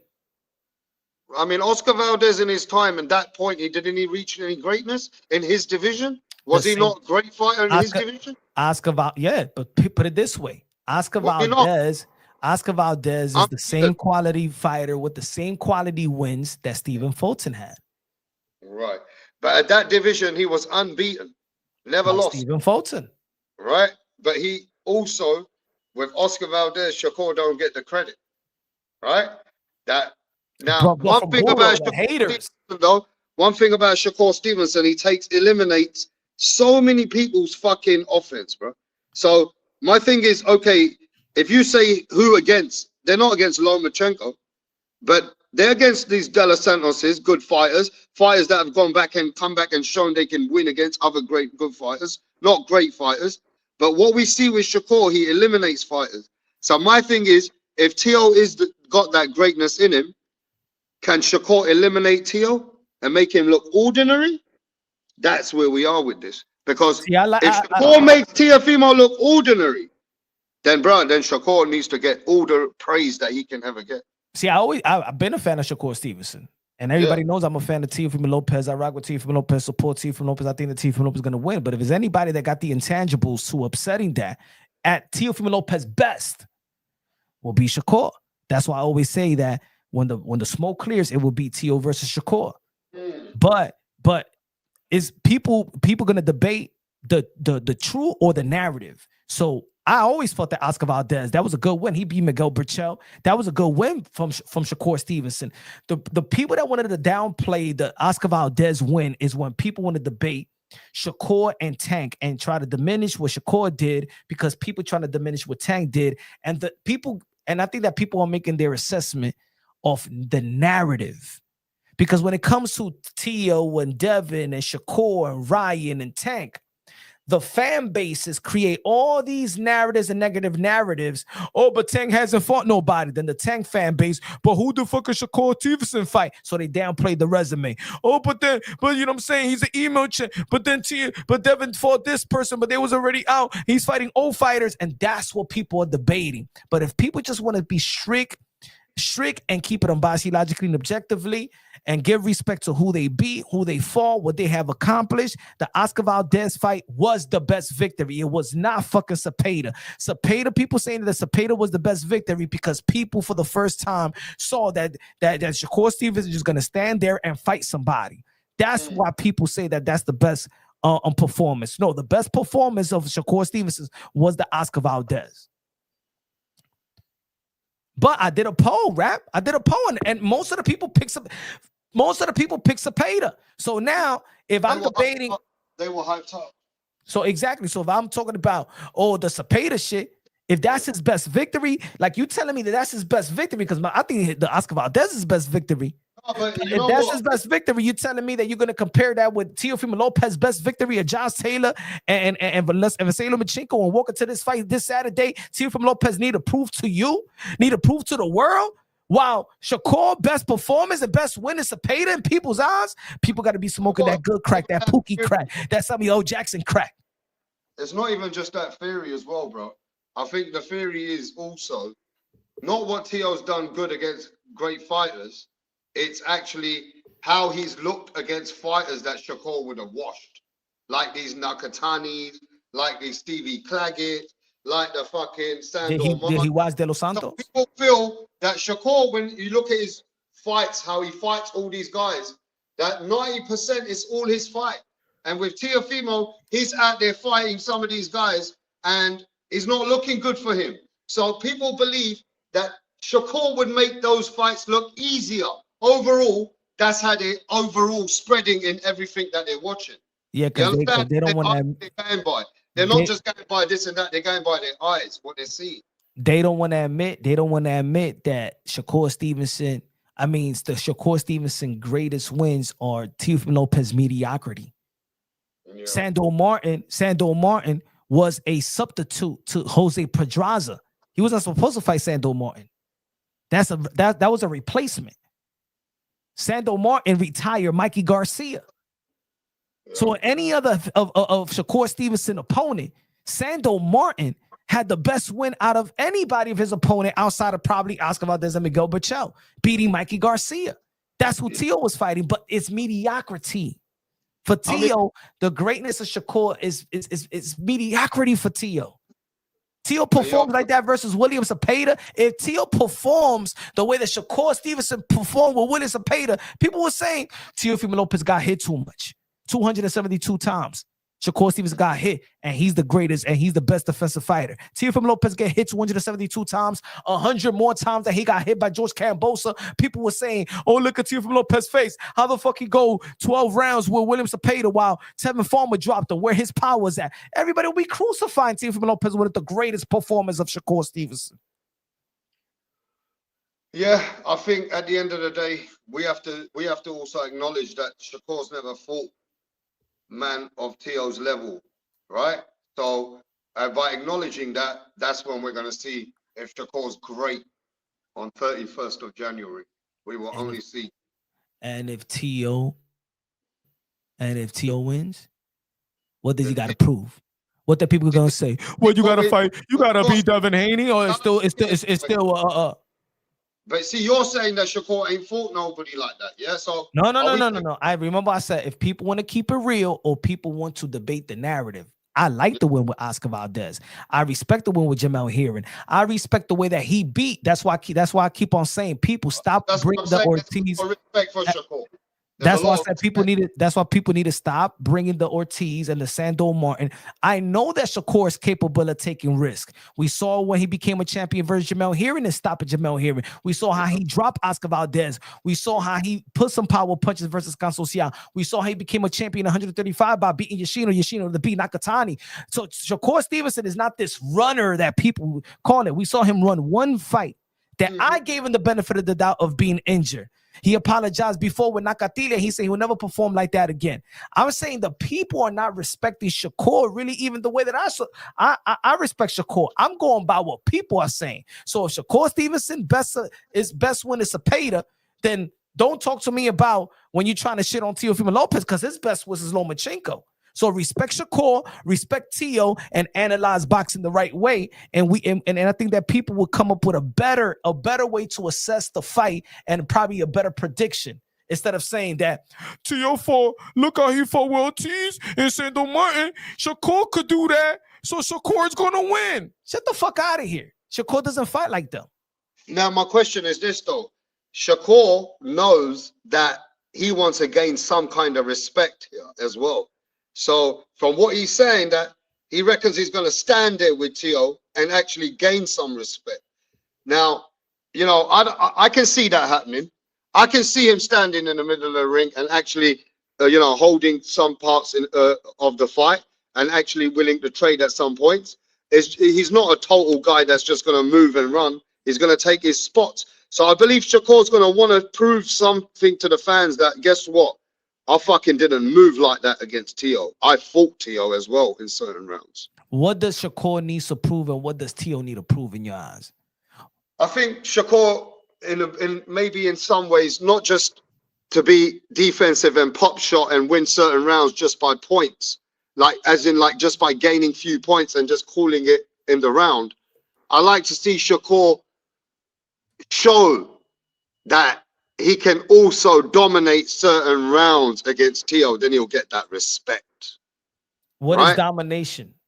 Domination is like maybe throw a combination, put Tio on the back foot, put Tio on the ropes. That will show weight there. Shakur bring it in that round, bro. He actually pushed Tio back as well. That might actually bring something to the table. But I'm not going to say he can't do it. That's just not something he needs to do all the time and be the guy that's going to be totally, he's not reckless, is he? He's going to do it in the way that's going to work for him. So maybe a lot of body shots. I see Shakur throwing a lot of body shots, right? What does Tio have to prove? Tio, either way, if Tio can outbox this guy, like if he does what he does, and that Lomachenko win would 100% be the greatness that it was proved that he made a fighter second guess himself with him. So if he can outbox Shakur, he's the man. Because now he outboxed the master. He outboxed the guy they call the master. So now tell me, am I crazy? You like my answers, isn't it? Now tell me, am I crazy that when I dropped the video yesterday, I said that Shakur will have to become Tio and Tio will have to become the Shakur if they want to win? Let's go. Basically, right? You said it right there. Shakur would have to have him on the back foot, throw some body shot, implement some power and shit like that. Not pity pat his way to victory and stuff like that. And Tio would have to show the technical, the boxer. You know what I'm saying? He would have to show this defense. He would have to. So he's the champion. He will have to defend his world title.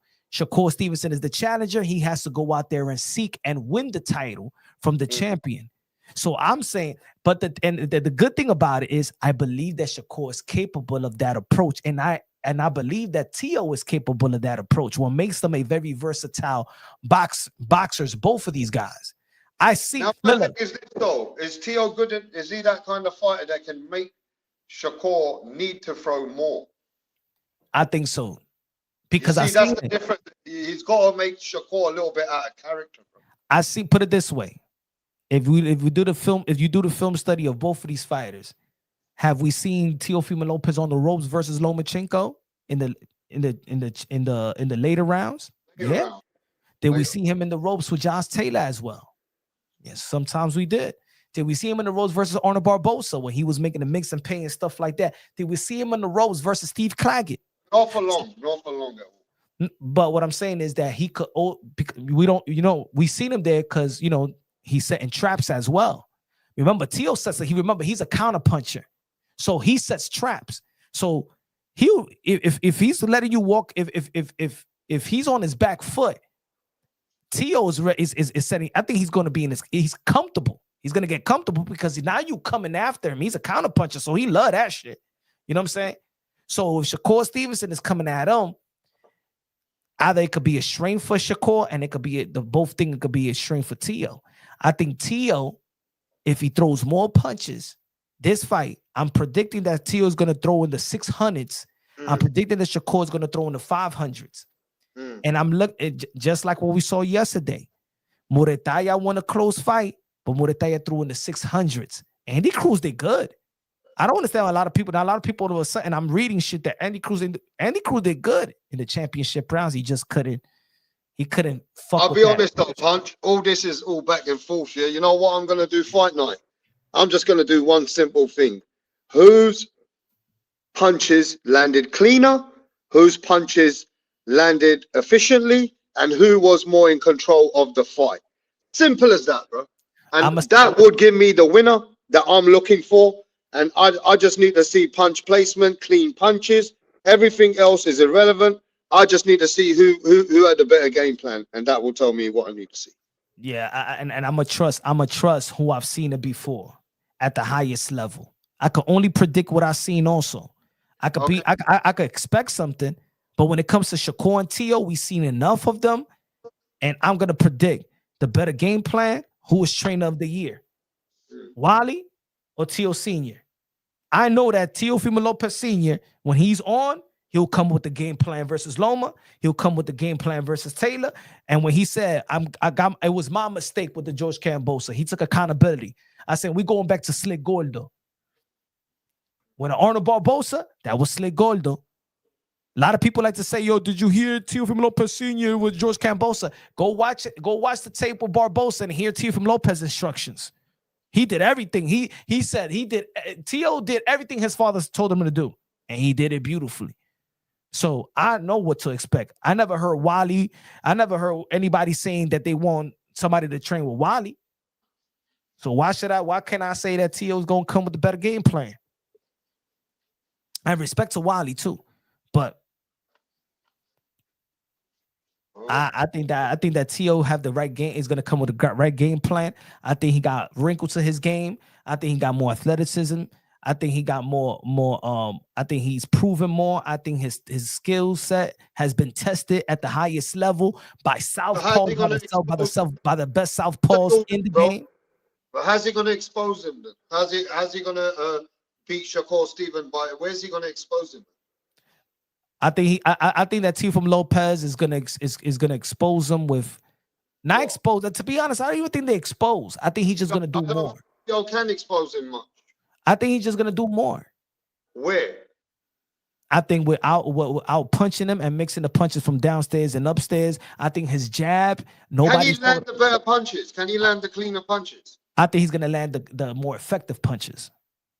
Okay, effective punches is one thing, but consistent punching and cleaner punches. Yeah, I think he's gonna land more power shots than Shakur. So he's gonna land the more effective punches. That will help. I At think the end of the fight, though, Punch, we'll have the stats anyway. So yeah. we'll know what we're looking at. I think people have not mentioned not even Teofimo Lopez jab. People haven't even said that's what I mean. They only saying that Shakur Stevenson jab. What about Teofimo Lopez jab? What about what's the kryptonite to the what is Teofimo Lopez best punch that people say is his best punch? Depends, innit? Sometimes he'll come with a looping punch that come as like it's like an uppercut. Sometimes he'll come with a hook. And it's, you know, he come with that Nassim Hamed punch sometimes. Teofimo Lopez dictate a lot of his work with the straight right. Straight hand to straight right to the button, straight right hand to the solo plex. The straight right is Teofimo's money punch, is it? Exactly. So what's the kryptonite to the southpaw? The straight right.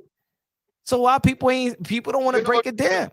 You know that Shakur worked like a mule for that. Yeah. They both. That's what I'm saying. They both working. They both. People gotta also listen. Even people want to bring the Ortiz and the Santo Martin. Yeah, I also believe that those fights also prepared Teo to go back and go to the drawing board. Whether his best performance came off versus southpaws, the people the fights that people criticize him is versus southpaw. Well, Jermaine Ortiz, he switched to southpaw. So in the end of the day, he's very geared into fighting southpaws.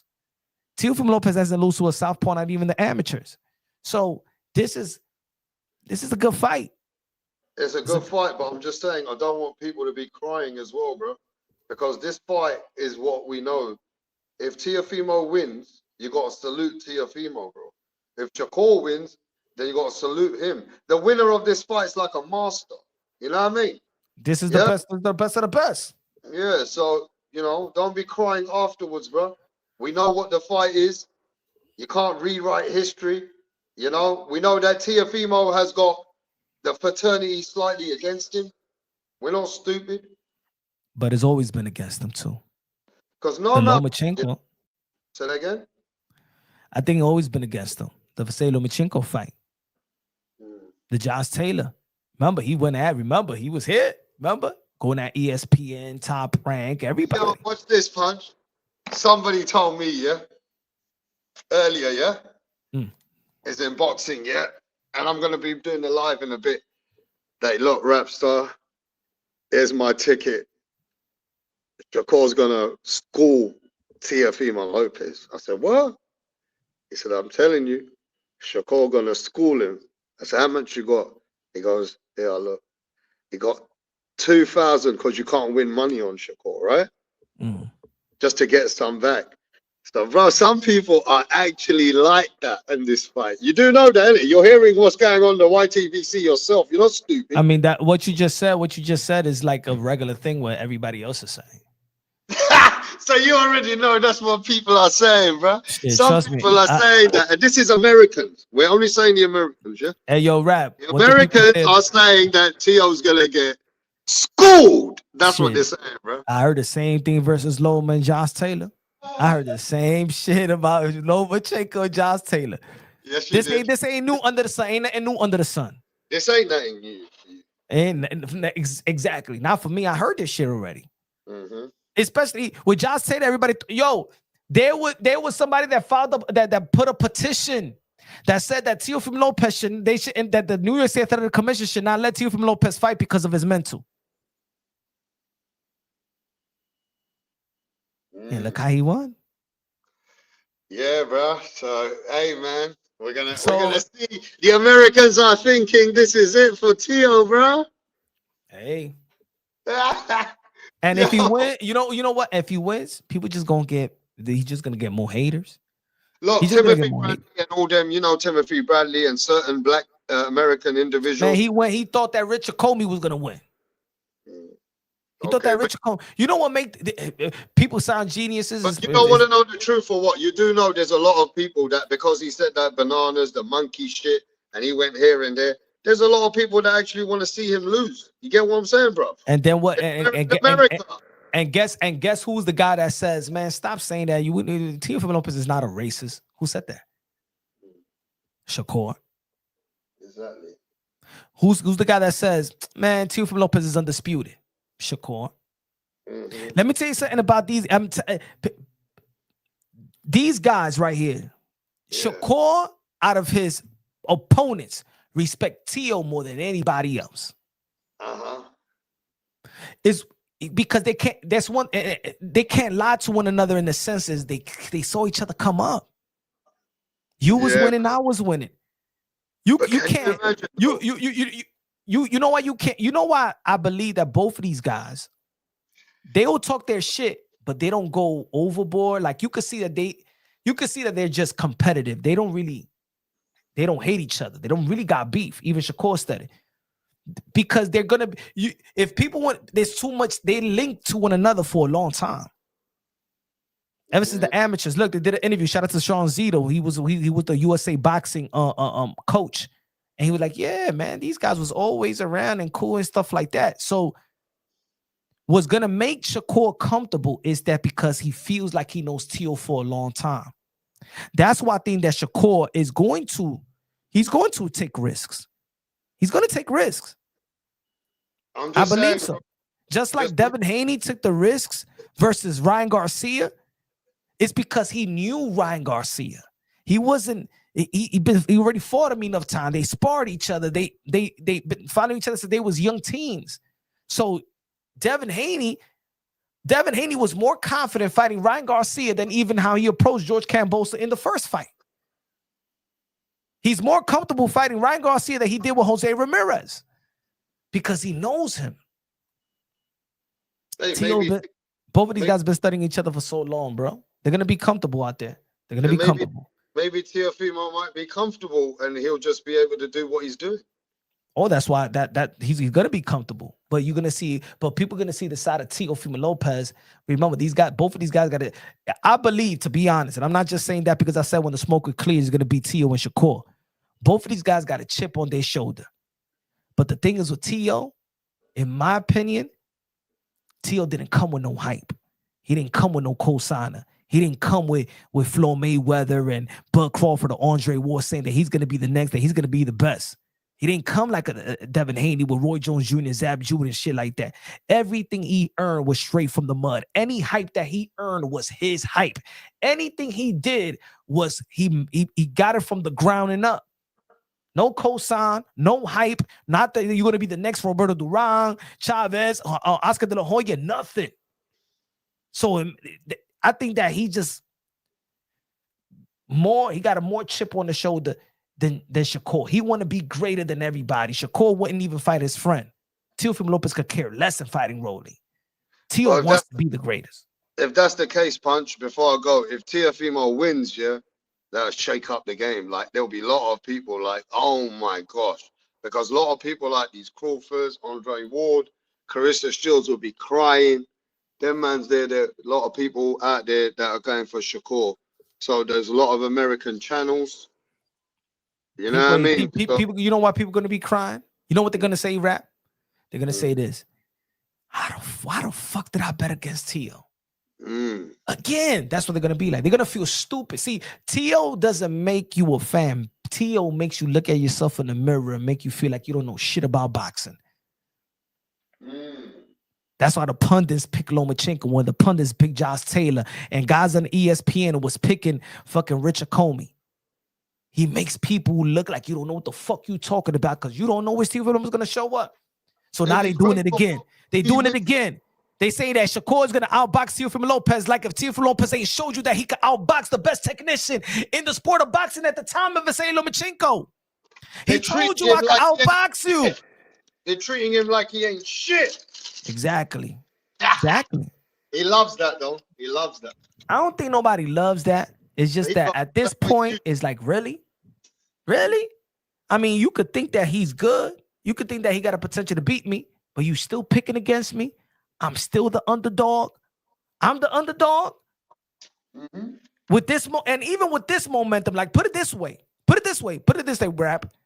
Tio had good momentum leading to the Loma fight because he knocked out Richard Comey, but he had good momentum leading to the Comey fight with the Nakatani fight. He didn't have good momentum coming with the Sando Martin leading to the Josh Taylor fight. He got great momentum, and you still knocking me? I got great momentum. I beat Arnold Barbosa, the guy that just beat Jose Ramirez and Jack Catterall. The guy that people thought that Jack Catterall beat Josh Taylor. And you guys, what the fuck were you? What was wrong? I think that TOC, the word of boxing is like, what the fuck do I have to do, bro? Hey, yo, Rap. A lot of people feel that Shall I tell you what's even crazier? That if he beats Shakur, they're still gonna doubt him. Guess why? Because Devin Haney's next. Yeah, well, of course. I mean, it will never stop. It will never stop. The community, it's never gonna stop. As a boxing fan, it should be like that. Yeah. 1-2 fights shouldn't define you, especially when you got these names linked to you. It makes boxing more interesting. Yeah. You know what I'm saying? Because if put it this way, if Shakur loses to Teofimo Lopez, it's already the written on the wall. Yeah, you dare to be great. You need to go back to 135 and then fight Muretaya for unification bout. He doesn't lose his belt at 135. No. You know what I'm saying? So he could still do something good, but everybody lost. It's not bad. It makes it even more interesting. It can't go like that. If Shakur loses, it's rematch. It can't go out like that. It could be a rematch, but put it this way. Yeah. It's still it's no, you know what? If Shakur loses, there won't be no more narrative. People will strictly have to go straight with the skills. There won't be no more narrative. You know why? Because the potential 4 kings, 5 kings, whatever you want to call it, a lot of people thought that Tank lost to Lamar Roach. Ryan Garcia lost before. Devin Haney got whooped by Ryan Garcia. Teofimo Lopez got beaten by, lost to George Camboso. And Shakur Stevenson lost to Teofimo Lopez. Then all these guys already lost their O. You know what I'm saying? Genuinely, I know that Devin Haney still. Look, that shit ain't gonna go. Ryan Garcia beat him. That's it. He's gonna have to get that rematch back. But everybody. Can we be potentially looking at these two going to rematch and even have a trilogy? We could. Okay. And it's still good in boxing. It's still good. It's still good. This is not the end and be all. If we're talking Rap, how many all these boxing fans keep on saying that they want shit to be like back in the days, what they thought that fucking Roberto Duran and Sugar Ray Leonard only fought one time? No. Twice. How many times did Roberto Duran fought Hagler or Hearn?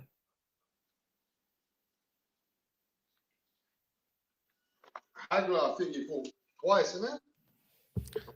There's a bunch of rematches. That's what I'm talking about. The Muhammad Ali, how many times he fought Frazier? 3 times. Ken Norton, 2 times. Yeah. He fought George Chavallo 3 times. So we might be looking at something else over here, bro. We could be. But if Shakur wins, I don't think there's no rematch. Hey, yo, Usyk is pound for pound number 1. He rematched Tyson Fury. How many times they fought? Twice. How many times he fought Anthony Joshua? Twice. How many times he fought Danny Dubois? Twice. So rematches. Look at Canelo Alvarez and Triple G 3 times. So hey, we could see these fights over and over. Hey, why not? The names versus the names. Yeah. I don't want to see, to be honest, as much as that it'll be good for a T.O. hate to just do a fucking what Bud Crawford did to Earl Spence. You know what I'm saying? It's even good if it's a closer fight. It's even good. It's more interesting in boxing. No, it makes sense, bro. 100. I think that T.O. could take Shakur punches, but I also think that people could say that, okay, we seen Teofimo Lopez get dropped. I never seen Teofimo Lopez get hurt. I seen Teofimo Lopez get dropped. So would it be shocking if Shakur drops Teo? Would it be a shock? It wouldn't be a shock. It wouldn't be a shock because we already seen Teofimo Lopez get dropped by George Cambosa, a non-puncher. We've seen him get dropped by Sando Martin, non-puncher, like not known for punching. So would it be shocking if Shakur drops Teo? I wouldn't be shocked. I would be shocked if Teofimo Lopez doesn't get right back up and finish strong like he did the other times he's gotten dropped. But I wouldn't be shocked. I wouldn't be shocked. Shakur doing fucking Teo like fucking Haney did Brian Norman. Nah, I don't think that's gonna happen. I think that Teo got too much skills for that. I think that's what it is. I think people just looking at shit. They think that Shakur Stevenson is in a whole different stratosphere in skill set. Like, people got to understand, Teofimo Lopez didn't knock out Lomachenko. He outboxed Lomachenko. He didn't knock out Josh Taylor. This ain't the guy that, oh man, he just won because of the knockout punch and because he's athletic. No, he beat guys at the highest level because he outboxed them. So no, I don't think Shakur Stevens is gonna throw this.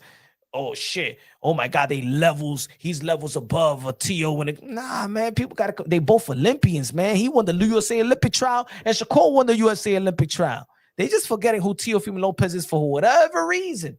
For whatever reason, they're trying to analyze Teofimo Lopez like he's a flat-footed bar fighter from Mexico.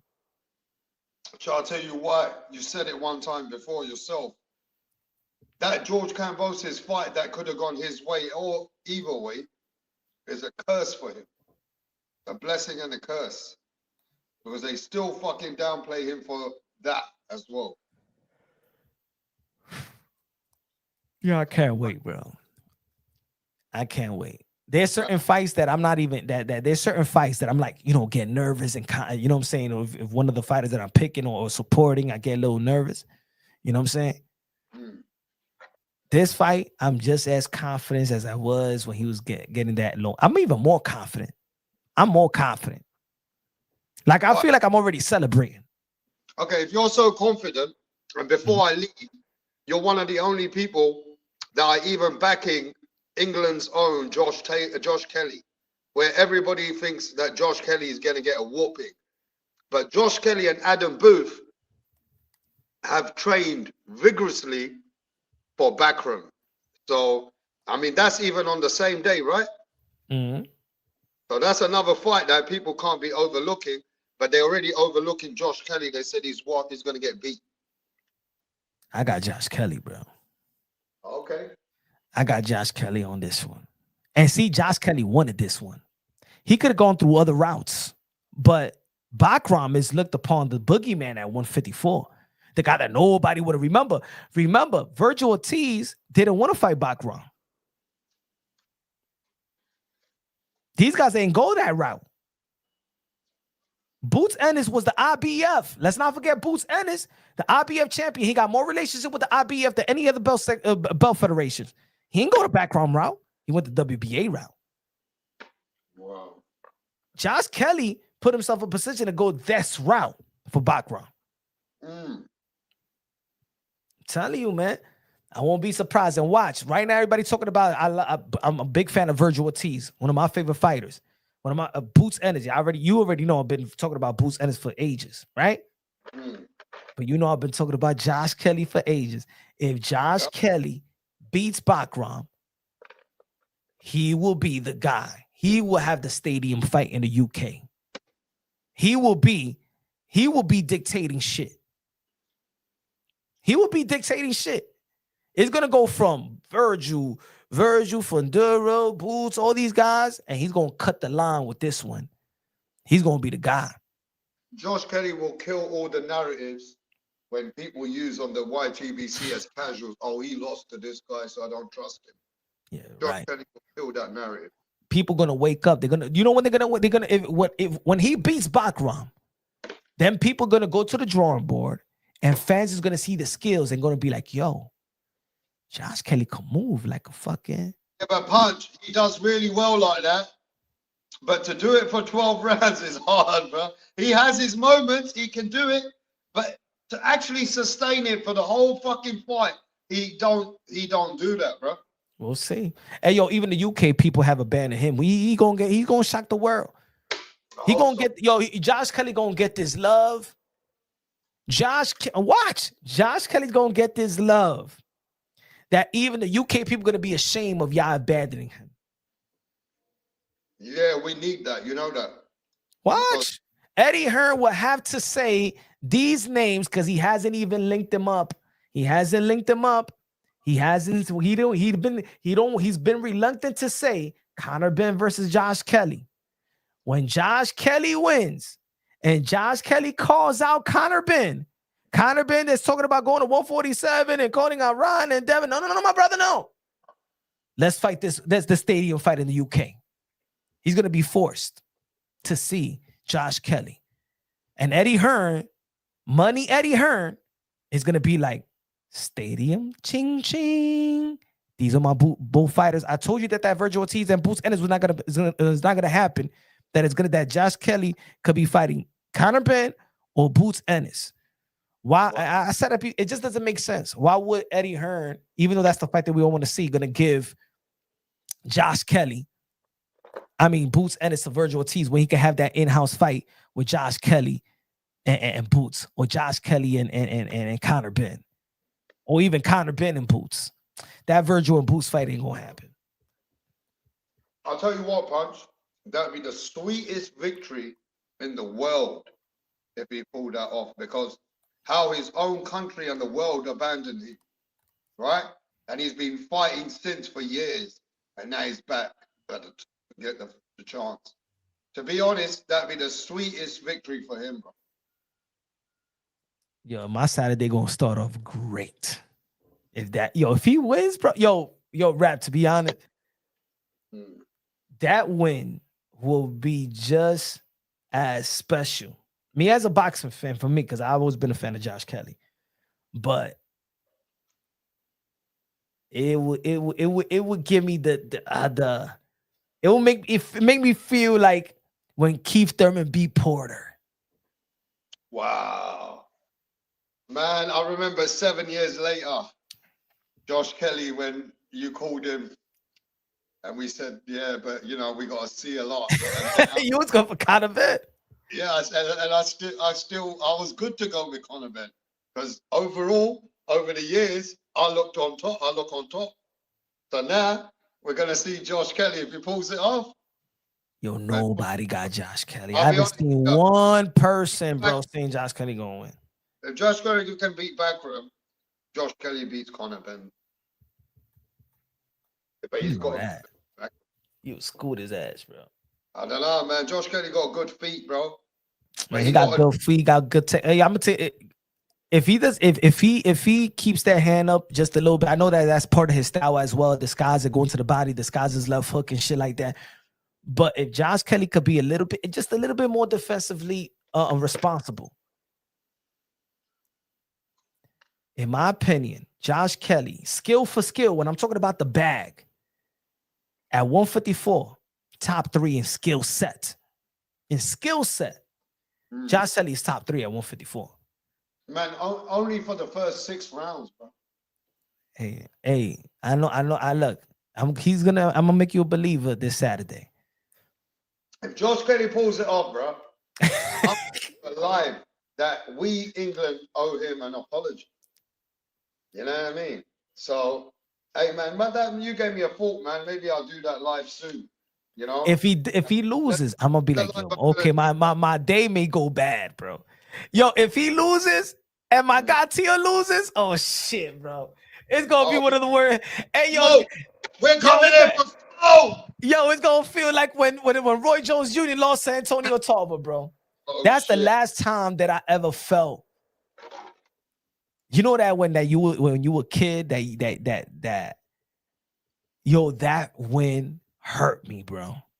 Me too. Yo, that win hurt me, man. Roy Jones Jr. losing to Antonio Tarver the way he did, I think I still haven't, as a fan, there was no other loss that has hurt me more than that win, that loss. That was that was like I don't want to go to school the next day type of shit. Nah, for me, the worst loss is when I watched back when I was a little kid, Mike Tyson against Buster Douglas, bro. I was too young to have an emotional attachment like that. As a kid, you can see you feel it, don't you? I felt that one. Nah, I hear you. I felt that one. That one I felt, bro. Yo, shit, I felt that one. I wanted to cry, bro. That's the type of loss you feel like crying, bro. Yeah, you know what I said when he got? I said, man, you should have fucking retired, bro. You ain't nothing else to prove. Yo, to be as a fan, I ain't even want him in the fight no more. Yeah, I didn't want him to fight no. There was nobody else, especially after the first fight. People forget that he won the first fight. Like there was nothing left for him. I wanted him to lead. That's it. After the John Ruiz, that's it, bro. You did something. But be honest with me. What about Keith Thurman when he lost to Pacquiao? Were you pissed? I liked it. I was a little bit pissed, but I liked the Manny Pacquiao as well. You know what I'm saying? I know that's your fighter, Keith Thurman, bro. Nah, Keith, that's win, lose, or draw. That's my guy, bro. I'll tell you what. I watched a fight the other day with Demetrius Andrade. And Demetrius Andrade, when you were there ringside, and he was, he actually done really well against Benavidez, bro. He threw everything in the kitchen sink. And he had Benavidez doing a lot of defense because he was throwing a lot of fucking punches, right? And in fact, some of the rounds, I thought Andrade was coming like he was Hercules. You know that? I never seen I felt like he was trying to prove to all his friends and the fans that he can do something. But when I see Demetrius Andrade get beat at the end of that round, he took some punches like I never seen him taking his own. Yo, bro. I ain't gonna lie, bro. That's the most punches I ever seen Andrade get landed on. In that last round when Benavidez turned it up and he landed all those punches on him, bro. And he dropped him. I know that you must have thought, oh shit. Bro, watching that in person, watching that that round, even I was saying in my mind, somebody throw the fucking towel, bro. Yo, throw the towel, bro. Like that. There's one thing, bro. There's one thing, of course, everybody's seen a fight, but I've been in person in a lot of fights. I'm telling you how when after that round and Mike Tyson turned around, because Mike Tyson was sitting one row in front of me, but like 4 seats to my right. Yeah. Mike Tyson turned around and say, this guy got heart. He got balls. You're gonna have to kill him. You're gonna have to kill him. He was impressed. He was clapping, but impressed with how Demetrius Andrade took that beating, bro. Mike was impressed, bro. Mike Tyson was impressed with Demetrius Andrade. He's like, you're gonna have to kill this man. Can I be honest with you? He's not going down. You're gonna have to kill him. I don't want to make you laugh, but I ain't never seen nobody bring it to Benavidez like that. I ain't never seen nobody throw windmills at him like that.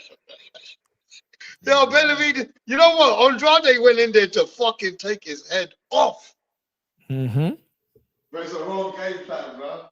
But see, and that's what I mean. He didn't get the support, bro. Yeah, I respect it though. Everybody thought he was going in there and fighting the outsider, dude.